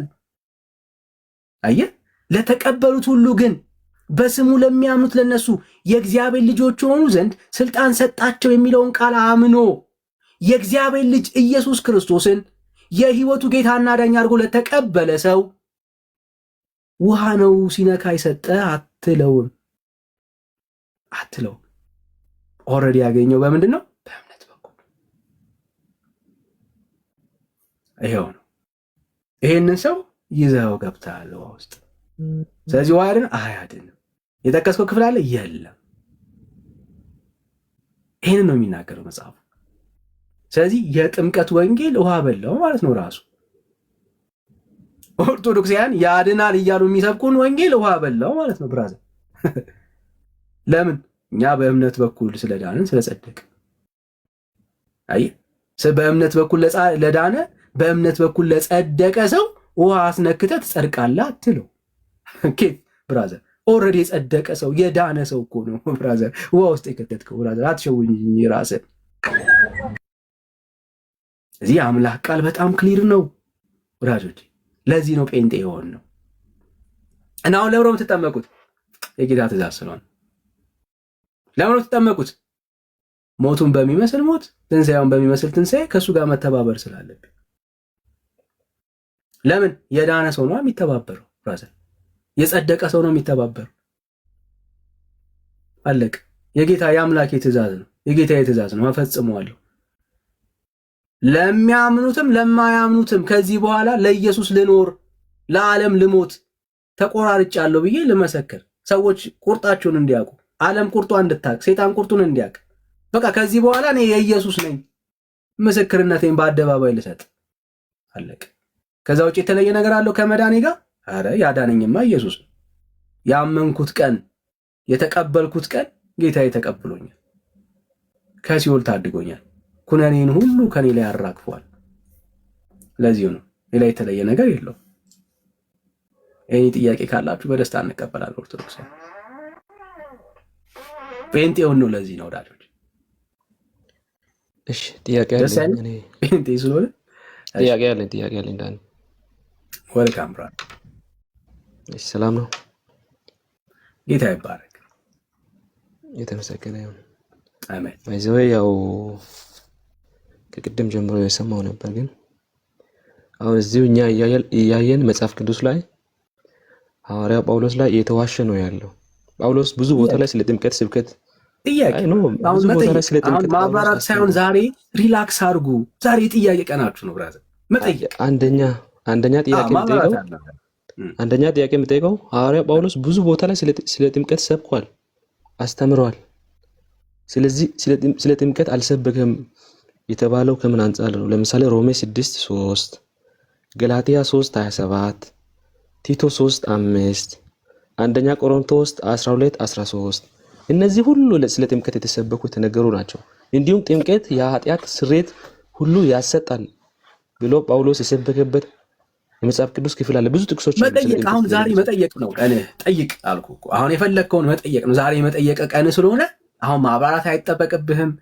በቃ መጠየቅ ከአንተ የሚጠበቀው። ሌላው ደግሞ በእምነት ብቻ የሚል የመጽሐፍ ቅዱስ ማስረጃ፣ በእምነት ብቻ ሰው የዘላለም ሕይወትን አገኘ የሚል የመጽሐፍ ቅዱስ ማስረጃ፣ ምንም ማብራሪያ ሳያስፈልገው በእምነት ብቻ ብሎ ሐዋርያት ያስተማሩበት ኦር ጌታችንና መድኃኒታችን ኢየሱስ ክርስቶስ ያስተማረበት የመጽሐፍ ቅዱስ ክፍል ካለ በእምነት ብቻ የሚል ካለ ሰው በእምነት ብቻ የዘላለምን ሕይወት ይወርሳል የሚል ክፍል ካለ ትሰጠኛለህ። አንድ ሌላው ደግሞ እንዳንደራረበው እንዳንረሳው እየያዝከው እንዲቀስ እያልን እንጨርሰው። የመጀመሪያውን ሀሳብ እንበልበት፣ ከዛ በኋላ እየቀጠል እንደሱ ብናወራ ነው የሚሻለው። የተሻለ የሚሆነው እሱ ነው ወዳጄ። ምክንያቱም እንዳይደራረብ ጥያቄንም እንዳንረሳ ማለት ነው፣ እንዳንረሳ። እሺ ዌልካም ወንድምነት አለህ የሚመች ቦታ ላይ ካሌለህ ግን ችግር የለም ብቻዬን እንዳላወራ። እሺ ወንድምነት ብሩኬ አለ። ዛሬ ጥያቄ ቀን ነው። እሺ ጋይስ ሪላክስ አድርጎ ኦርቶዶክሳውያን እናንተ መግባት ብቻ ነው የሚጠበቅባችሁ። በቃ ጠይቁናላችሁ፣ እናወራለን፣ እነጋገራለን። በቃ አለ ብሩኬ አለሁ። እሺ ጳውሎስ ጥምቀትን ወንጌል ብሎ ሰብኳል እያለን ያለውና ወንጌል ሳይሆን የወንጌል አካል አንዱ የወንጌል አካል ነው ጥምቀት የተሰበከው። ጥያቄን ቀየርከው። እሺ ችግር የለም ነው አይደለም። እኔ ያልኩት አንዱ ጳውሎስ እኮ ወንጌል ብሎ እኮ ነጣጥሎ ምንም የሰበከው ነገር ወንጌል ሲጀምር እኮ ስለ ክርስቶስ ነው። ስለ ክርስቶስ እየሰበከ ግን ጥምቀት በክርስቶስ ስም የምንጠመቀው ጥምቀት እንደሚያድነን ጴጥሮስም ተናግሯል። አንደኛ ጴጥሮስ 3:20 ላይ በጥምቀት መዳን እንደሚቻል። ጥያቄህን እንድመልስልህ የትኛው ክፍል ላይ እንደሆነ አሁን ስለ ጳውሎስ ስላወራ እሱን መጀመሪያ እንመልስ፣ ከዛ ወደ ጴጥሮስ አይደል ሳይደራል እየመለስን እንድንሄድ። አንደኛ ቆሮንቶስ ምዕራፍ 12 ቁጥር 13። ኦኬ እሺ፣ አንደኛ ቆሮንቶስ ላይ ጳውሎስ የጠቀሰውን እሺ። ጳውሎስ እንግዲህ በመልእክታት ውስጥ 13 ይሁኑ 14 ይሁኑ መልእክታቶቹ ጥምቀት ወንጌል ነው ብሎ አልተናገረም። ጥምቀት እንደዛ ያልኩ አይደለም። እኔም እንደዛ ያልኩ አይደለም። አይ ቆይ ልጨርስ። ጠይቀኝ ስማኝና ተሳስተሃል እዚህ ጋር አልመለስክልኝም በለኝ። በቃል እያቆምከኝ ከሆነ ግን መልስ ሊሆን አይችልም። ስማኝ መጀመሪያ። ኦኬ በመልእክታት ውስጥ ጳውሎስ ጥምቀት ወንጌል ነው አላለም። አንድም ስፍራ ላይ ጥምቀት ወንጌልም ሆኖ አያውቅም በጭራሽ ማለት ነው። ወንጌል ስለ ልጁ ስለ ክርስቶስ ኢየሱስ ነው። ወንጌል ማለት የምስራች ነው። የምስራች ደግሞ እንግዲህ በሉቃስ ወንጌል መጽሐፍ ምዕራፍ 2 ላይ እንደምናገኘው የምስራች ማለት ይሄ ነው። እንደዚህ ይላል። በዚያ ምድር ወደ ቤተልሔም በሄዱ ጊዜ ማርያምና ዮሴፍ እዛ የመውለጃዋ ወራት ደረሰ፣ ወለደችልና በዚያ ምድር መንጋቸውን በሌሊት ሲጠብቁ በሜዳ ያደሩ እረኞች ነበሩ። እነሆም የጌታ መልአክ ወደ እነርሱ ቀረበ፣ የጌታ ክብር በዙሪያቸው አበራ፣ ታላቅም ፍርሃትን ፈሩ ይልና መልአኩም እንዲህ አላቸው፣ እነሆ ለሕዝቡ ሁሉ የሚሆን ታላቅ ደስታ የምስራች ነግራችኋለሁና አትፍሩ። ይሄ ነው ወንጌል ማለት። ዛሬ በዳዊት ከተማ መድኃኒት እርሱም ክርስቶስ የሆነ ተወልዶላችኋልና። ወንጌል ይሄ ነው። መጽሐፍ ቅዱስ ሲናገር ወንጌል የምስራች የክርስቶስ ኢየሱስ መወለድ ደግሞ ስለኛ ኃጢአት በመስቀል ላይ መሰቀልና እኛን ስለማጽደቅ መነሳቱ ነው። እንግዲህ የቆሮንቶስን መልእክት ስለሆነ የጠቀሰው ምዕራፍ 12 ጋር ከመሄዳችን በፊት ጳውሎስ ስለ ወንጌልና ስለ ጥምቀት በሚገርም ሁኔታ አንስቶ ነበር። ምዕራፍ 1 ላይ እንደዚህ ብሎ ነው የሚጀምረው ጳውሎስ ቁጥር 17 ለማጥመቅ ክርስቶስ አላከኝምና። ወንጌል ጥምቀት ቢሆን ጳውሎስ እንዲያጠምቅ ይላክ ነበር ማለት ነው። ጳውሎስ ግን እኔ ለማጥመቅ አይደለም የተላኩት ይላል። እና ለምንድን ነው የተላከው ተብሎ ቢጠየቅ ጳውሎስ ወንጌልን ልሰብክ እንጂ ወንጌልን ሊሰብክ እንጂ ጳውሎስ የተላከው ሊያጠምቅ አይደለም ማለት ነው። ወንጌልን ጳውሎስ ምን ብለው ይሰብካል ማለት ነው? እሱን አሳያቸዋለሁ። ሊያጠምቅ አይደለም። እሺ ምን ይላል? የክርስቶስ መስቀል ከንቱ እንዳይሆን በቃል ጥበብ አይደለም ይላል። ጳውሎስ የተላከው ወንጌልን ሊሰብክ ነው። በመልእክታቶች ውስጥ ጳውሎስ ጥምቀትን ወንጌል ብሎ አያውቅም። ወንጌል ስለ ልጁ ስለ ክርስቶስ ኢየሱስ ብቻ ስለሆነ ወንጌልን ሊሰብክ የተላከው ጳውሎስ በዚህ በቆሮንቶስ መልእክቱ ምዕራፍ 15 ላይ ስለ ወንጌል ደግሞ ሲናገር እንደዚህ አለ። ምዕራፍ 15 ቁጥር 1 ላይ ወንድሞች ሆይ የሰበኩላችሁን ደግሞም የተቀበላችሁትን በእርሱ ደግሞ የቆማችሁበትን በእርሱ ደግሞ የምትድኑበትን ወንጌል አሳስባችኋለሁ አለ። አያችሁ፣ የሚያሳስባቸው የቆሙበትን ደግሞ እሱ የተቀበለውን ለእነሱም ደግሞ በስብከት የሰጣቸውን የሚድኑበትን ወንጌል አሳስባችኋለሁ። እሱ ምንድነው? በከንቱ ካላመናችሁ በቀር ብታስቡት በምን ቃል እንደሰበኩላችሁ አሳስባችኋለሁ። እሺ እኔ ደግሞ የተቀበልኩትን ከጌታ ከራሱ ከሁሉ በፊት አሳልፍ የሰጠኋችሁ እንዲህ ብዬ መጽሐፍ እንደሚል ክርስቶስ ስለ ኃጢአታችን ሞተ ተቀበረ። ወንጌል ይሄ ነው። አየህ፣ የምስራቹ ይሄ ነው። ስለ ኃጢአታችን ኢየሱስ ክርስቶስ ሞተ ተቀበረ። መጽሐፍ እንደሚል ስለ እኛን ከኃጢአት ስለማጽደቅ ተነሳ፣ በሶስተኛው ቀን ተነሳ። የሚያድነው ወንጌል ይሄ ነው ብሎ ይናገራል። ሰው ይሄን አምኖ ለኔ ነው ኢየሱስ ኃጢአት የሆነው ብሎ ሲቀበል የእግዚአብሔር ልጅ ይሆናል። የእግዚአብሔር ልጅ የሆነ ሰው ደግሞ ወደ አካሉ ይጨመራል ማለት ነው። ለዛ ነው እሱ የጠቀሰው ጥቅስ ምዕራፍ 12 ላይ እንደዚህ ሲል የምናገኘው ጳውሎስ ማለት ነው። ተመልከቱ። ክብር ለኢየሱስ ይሁን። አንደኛ ቆሮንቶስ መጽሐፍ ምዕራፍ 12 ቁጥር 13 ነው የጠቀሰው እሱ። ከቁጥር 12 ጀምሮ ለአንብበው የእሱን ጥቅስ ማለት ነው። አካልም አንድ እንደሆነ ብዙ ብልቶች እንዳሉበት፣ ነገር ግን የአካል ብልቶች ሁሉ ብዙዎች ሳሉ አንድ አካል እንደሆነ ክርስቶስም ደግሞ እንዲሁ ነው ይልና አይሁድ ብንሆን፣ የግሪክ ሰዎች ብንሆን፣ ባሪያዎች ብንሆን፣ ጨዋዎች ብንሆን እኛ ሁላችን በአንድ ውሃ አንድ አካል እንድንሆን ተጠምቀናል አይደለም የሚለው። በአንድ መንፈስ አንድ አካል እንድንሆን ተጠምቀናልና ሁላችንም ይሄንኑ ውሃ ጠጥተናል አይልም። ሁላችንም ይሄንኑ መንፈስ ምን ጠጥተናል ነው የሚለው። የሚያድነውን ወንጌል የተቀበለ ሰው በመንፈስ ቅዱስ ደግሞ ጥምቀት አካል ይሆናል። በመንፈስ ቅዱስ ጥምቀት ምን ይሆናል? ወደ አካልነት ይጨምራል። ለምን? ልጅ ሆኗል። ልጅ የሆነ ደግሞ ምን ይሆናል? አካል ይሆናል። የክርስቶስ አካሉ ብልት ይሆናል ማለት ነው። ይጨመራል፣ ወደ አካሉ የሚጨመር ይሆናል። በምንድን ነው የሚጨመረው? በመንፈስ ቅዱስ። በአንዱ መንፈስ ተጠምቆ ነው እንጂ በውሃ ተጠምቆ አይደለም አካል የሚሆነው። ይሄን ጌታ ኢየሱስ ክርስቶስ ራሱ ሲያርግ እንደዚህ ብሎ ተናግሯል። ስለዚህኛው ጥምቀት ማለት ነው። ስለዚህኛው ጥምቀት በሐዋርያት ሥራ መጽሐፍ ምዕራፍ 1 ቁጥር 5 ላይ ይሄን ጥቅስ ፖስት አድርጉልኝ እሺ። ይሄን ጥምቀት ብዙዎች ሚስ ያደርጉታል። በሐዋርያት ሥራ መጽሐፍ ምዕራፍ 1 ቁጥር 5 ላይ ጌታ ሲያርግ ሐዋርያቶቹን ይሄን ተስፋ ሰጥቷቸዋል። ምን አላቸው? ከኢየሩሳሌም እንዳይወጡ ኃይልን እስኪቀበሉ ድረስ። እሺ ምን?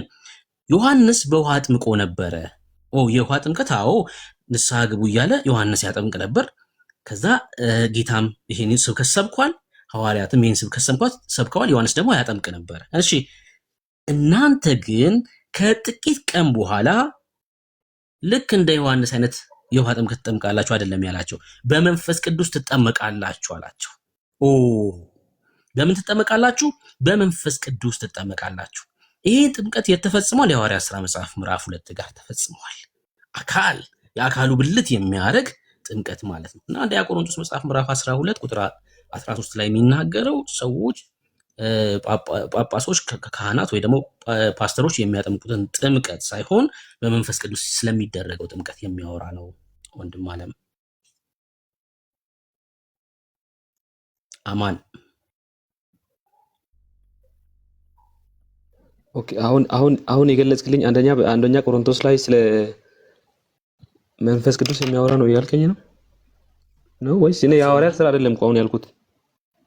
እኮ አንደኛ ቆሮንቶስ ምዕራፍ 12 ቁጥር 15 ላይ ነው 13 ላይ ነው ያነሳሁት። እኔ እኮ አልሰማኸኝም ማለት ነው። እሱን ሰምቻለሁ እኮ አሁን ሐዋርያት ሥራ አንተ የሰጠኝ ጥቅስ ሐዋርያት ሥራ እኮ ነው። መንፈስ ቅዱስ ጰራቅሊጦስን ሲቀበሉ የተሰጣቸው ስጦታ ነው እኮ ያነሳ ያለው። ያንን የተቀበሉት እኮ ሐዋርያት ናቸው እንጂ ሌሎች አይደሉም። የተመረጡት ናቸው። እግዚአብሔር የመረጣቸው ወንጌልን ለዓለም የሚሰብኩት ናቸው። ያንን የተቀበሉት መንፈስ ቅዱስን እንጂ የሁሉም ደግሞ የጸጋ ስጦታ የተለያየ ነው። እኩል አይደለም። እንደዚህ እናድርግ። ያብራራ ስለሆነ እጠይቅሃለሁ። የምታብራራ ከሆነ ካልገባ ድጋሜ ጠይቀኝ። የመጀመሪያው ስህተትህ ምንድነው? ሐዋርያቶቹ ብቻ ናቸው ብለህ ደፈርክ። በእግዚአብሔር ቃል አትድፈር። አይደለም። በዛ ጥቅስ ላይ በዛ መጽሐፍ ቅዱስ አውድ ላይ ማለት ነው። ሐዋርያቱ ብቻ አይደለም 72ቱ አርድእት ነበሩ። ግን ከነሱም ውጪ ልክ እንደነ ጴጥሮስ በአሕዛብ ላይም ያ ነገር ሲፈጸም እንመለከታለን መጽሐፍ ቅዱስ ላይ ማለት ነው። እያብራራ ከሆነ ስለምጠይቅህ ጥያቄ ያልገባህ ነገር ካለ ግን ድጋሜ ጠይቀኝ። ግልጽ ያልሆነልህ ነገር ካለ እሺ። እኔ ግልጽ ማለት እኔ ያው እንትን ዳንም ቅድም ጠይቀው ነበር ያልመለስልኝ። ሐዋርያ ጳውሎስ ብዙ ቦታ ላይ ስለ ጥምቀት ገልጿል፣ አስተምረዋል። ኖ እኔ አሁን ወንጌል አሁን ጥምቀት ቤተክርስቲያንም ሲጀመር ጥምቀት ወንጌል ነው ብላ አላስተማረችኝም። ግን ጥምቀት የምንፈጽመው ምስጢር ነው። ቀደም እኮ ዳኒን እኮ በሱ ነው እኮ የከሰስከው ስትጀምር ማለት ነው።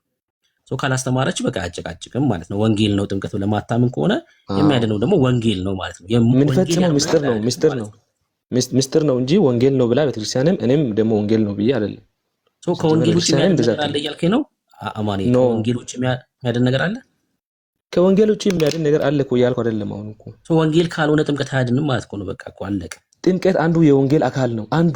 አንዱ የወንጌል አካል ነው። መጽሐፍ ቅዱስ እንደዛ ነው የሚገልጸው። መጽሐፍ ቅዱሳችን ላይ የወንጌል አካል ተብሎ የሚነገር ነገር የለም። ወንጌል ራሱ ወንጌል ምን ማለት ነው?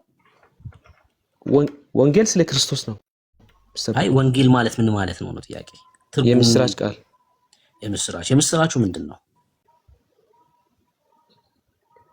ስለ ኢየሱስ ክርስቶስ ነው የሚሰበከው። የዓለም እሱ ስለመወለዱ፣ ስለመነሳቱ፣ ስለማድረጉ፣ ስለ ሰው ልጅ መሞቱ ያለውን ጠቅላላ ሂደት የሚገልጽ ነው። ጥምቀት ወንጌል ነው። ጥምቀት እኮ ጥምቀት የምንፈጽመው ምስጢር እኮ ነው። እዛ ውስጥ እግዚአብሔር የሰጠን የምንፈጽመው ምስጢር ነው ጥምቀት። አይ ምስጢር ነው አይደለም ጥያቄ። ወንጌል ነው ወይ ጥምቀት ነው ጥያቄ። እንደዛ ካልክ እኮ ብዙ ነገር እኮ አሁን ብዙ ነገር እምነት ብቻ አሁን እምነት የምትለው ወንጌል ላይሆን ይችላል። እንደዛ ካልክ ስለ ክርስቶስ ነው እኛ ወንጌል እምነት ያ የተሰበከውን ወንጌል የምንቀበልበት ኢንስትሩመንት ነው እምነት። አይም ያ የሚሰበከው የምስራቸውን ወንጌል የምንቀበልበት ነው እምነት። መቀበያችን ነው ማለት ነው። የእግዚአብሔርን ጸጋ የምንቀበልበት ነው እምነት። አሁን ጥያቄ ጥምቀት ወንጌል ነው ወይስ አይደለም?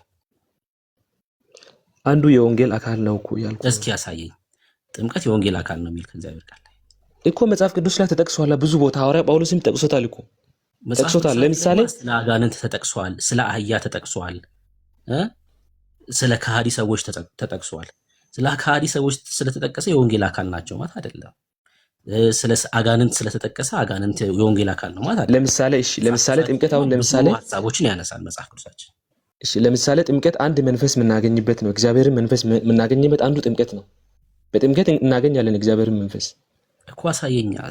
አንደኛ ቆሮንቶስን አውጣ። አንደኛ ቆሮንቶስ ምዕራፍ 12 ቁጥር 13 አውጣልኝ። የእግዚአብሔርን መንፈስ በጥምቀት እናገኛለን። አሁን የጠቀስከው ክፍል ስለሆነ ድጋሜ የጠቀስከው እሱ ነው። ላንብበውና ልጠይቅ። ከዛ ክፍል ላይ ስለ ውሃ ጥምቀት እያወራ ነው ብለህ እያሰብክ ስለሆነ አይሁድ ብንሆን፣ የግሪክ ሰዎች ብንሆን፣ ባሪያዎች ብንሆን፣ ጨዋዎች ብንሆን እኛ ሁላችን በአንድ መንፈስ አንድ አካል እንድንሆን ተጠምቀናል፣ ሁላችንም አንዱን መንፈስ ጠጥተናል ይላል። የጠጣነው ምንድነው አማኒ? በአንድ መንፈስ ተጠምቀናል ይላል። አይ ጥያቄ ነው መመለስ ያለብን። የጠጣነው ምንድነው?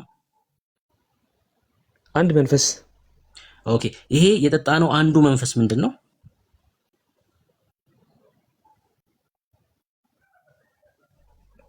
የአንዱን አካል ነው። የአንዱን አካል መንፈስ ነው፣ እግዚአብሔርን መንፈስ። እሺ፣ ይሄን አንዱ መንፈስ ስጠጣ በውሃ በኩል ነው የጠጣኸው? ውሃውን ጠጥተህ ነው ይሄን መንፈስ የተቀበልከው? ተጠምቀን ነው። አዎ ተጠምቀን ነው ይላል። አይ እኔ ስለመጠጣት ነው እየጠየቅኩ ያለሁት። ይሄን አንዱ መንፈስ የተቀበልከው ውሃ ጠጥተህ ነው ወይ ነው ጥያቄ። ተጠምቀን ነው የተጠጣነው። ተጠምቀን ነው። ከጠመቅን በኋላ ነው መጽሐፍ ቅዱስም እያለ ያለው። እኔ እኮ ስለመጠመቅ አይደለም። እኔ ስለመጠመቅ አይደለም። ይሄን አንዱ መንፈስ ጠጥተናል ይላል የእግዚአብሔር ቃል። አዎ ይሄን አንዱ መንፈስ የጠጣው አንተ ውሃ ጠጥተህ ነው ወይ ነው ጥያቄ። ውሃ ስትጠጣ ነው ይሄን መንፈስ የጠጣኸው? አይ ኖ አይደለም። እሺ በምን በኩል ነው ይሄን መንፈስ የጠጣው አንተ? በመንፈስ ቅዱስ በኩል ነው።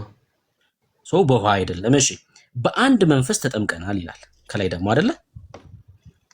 አካል ለመሆን በምን ተጠመቀው? በአንድ መንፈስ ነው። በቃ በአንድ መንፈስ በጌታ በአንዱ መንፈስ እሱ ነው እያልኩ ያለሁት። የተጠመቀው በውሃ ሳይሆን በዚሁ በመንፈስ ነው ማለት ነው። በዚሁ በአንዱ መንፈስ ተጠመቀ እንጂ በውሃ አይደለም።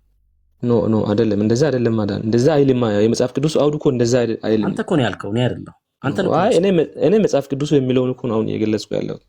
እኮ እኔ መጽሐፍ ቅዱስ የሚለውን ነው የተስማማሁት። የተጠመቅነው በአንዱ መንፈስ ነው ይላል። አዎ በአንዱ መንፈስ ነው የተጠመቅነው። በአንዱ በእግዚአብሔር መንፈስ ማለት ነው። የተጠመቅነው በዚሁ በአንዱ መንፈስ ነው እንጂ ስለ ውሃ ጥምቀት እያወራ አይደለም።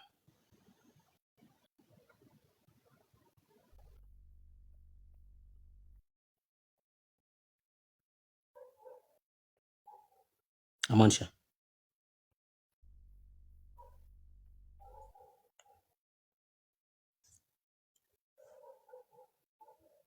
ያወራ ከሆነ አትሰማም። እሺ ፖዝ ስለሆንክ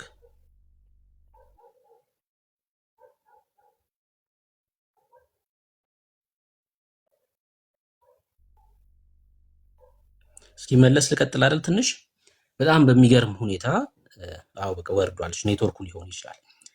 አንደኛ ቆሮንቶስ መጽሐፍ ለምሳሌ ገላትያንም ስላነሳ ወደ ገላትያ ሊሄድ ይሄኛው ከፈለግን እንመለሰበታለን። ገላትያ 3ን ጠቅሶ የለ ገላትያ 3:27 በጣም እኮ ነው የእግዚአብሔር ቃል ደስ የሚለው። እንደዚህ ይላል ገላትያ መጽሐፍ ቁጥር 24 እንደዚህም በእምነት እንጸድቅ ዘንድ ህግ ወደ ክርስቶስ የሚያመጣን ሞግዚታችን ሆኗል። አሁን እዚህ ክፍል ላይ በደንብ ማስተዋል ያለባችሁ የቀደመውን ኪዳንና አዲሱን ኪዳን ነው እያነጻጸረ ያለው አይደል? በሙሴ በኩል ለእስራኤል ሕዝብ የተሰጠውን ህግ ይነግረንና ከዛ ደግሞ በክርስቶስ ኢየሱስ የሆነውን ጸጋን ነው የሚያነጻጽረው። ህግና ጸጋ ነው ውድድሩ እዚህ ክፍል ላይ። ከዛስ በእምነት እንጸድቅ ዘንድ ህግ ምን ሆኗል? ወደ ክርስቶስ የሚያመጣ ሞግዚት ነበር አለን። እሺ እምነት ግን መጥቷል። አሁን እምነት መጥቷል። እሺ አሁን እምነት ሲመጣ ከህግ ስራ አይደለም፣ በሞግዚት ስራ አትሆንም ማለት ነው። እምነት ግን መጥቷልና ከእንግዲህ ከሞግዚት በታች አይደለንም፣ ከህግ በታች አይደለንም። ለምን? እምነት ስለመጣ ወላጅ መጥቷል ማለት ነው። ሞግዚት በነበረበት ሰዓት በሞግዚት ስር ነበር፣ በወላጅ ስር አልነበርክም። አሁን እምነት መጥቷል።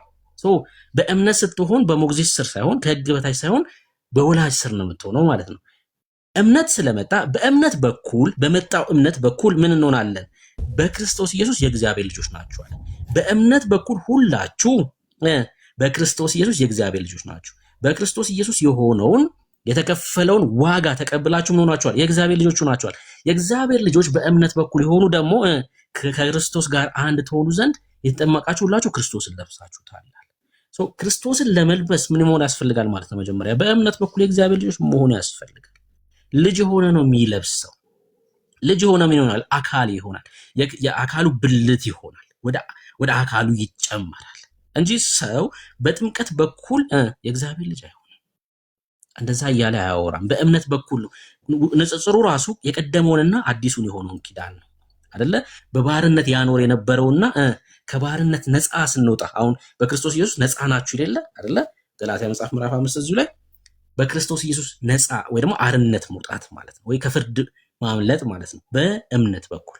ገላትያም አንያ ቆሮንቶስም ጳውሎስ በውሃ በኩል የእግዚአብሔር ልጆች ሲጀምር ሰው ከውሃ ከተወለደ አባቱ ምንድን ነው የሚሆነው? ዘማሪ አሸናፊ ሰው በውሃ ከተወለደ አባቱ ውሃ ነው ሊሆን የሚችለው። እኛ በእግዚአብሔር መንፈስ ስለተወለድን ነው የእግዚአብሔር ልጆች ይሆን ነው። የእግዚአብሔር ዘር በእኛ ስላለ ነው። እኛ አሁን አባታችን ውሃ አይደለም። በእምነት በኩል ከእግዚአብሔር ነው የተወለድነው። የእግዚአብሔር መንፈስ ነው የወለደን አይደል? ከማይጠፋው ዘር ነው የተወለድነው። ከሚደርቅ ውሃ አይደለም፣ ከማይጠፋ ዘር። እንዴ እግዚአብሔር ዘር በእኛ ውስጥ ነው ያለው። ኃጢአትን አያደርጉም እነዚህ ከእግዚአብሔር ተወልደዋልና ሲል ለምንድን ነው?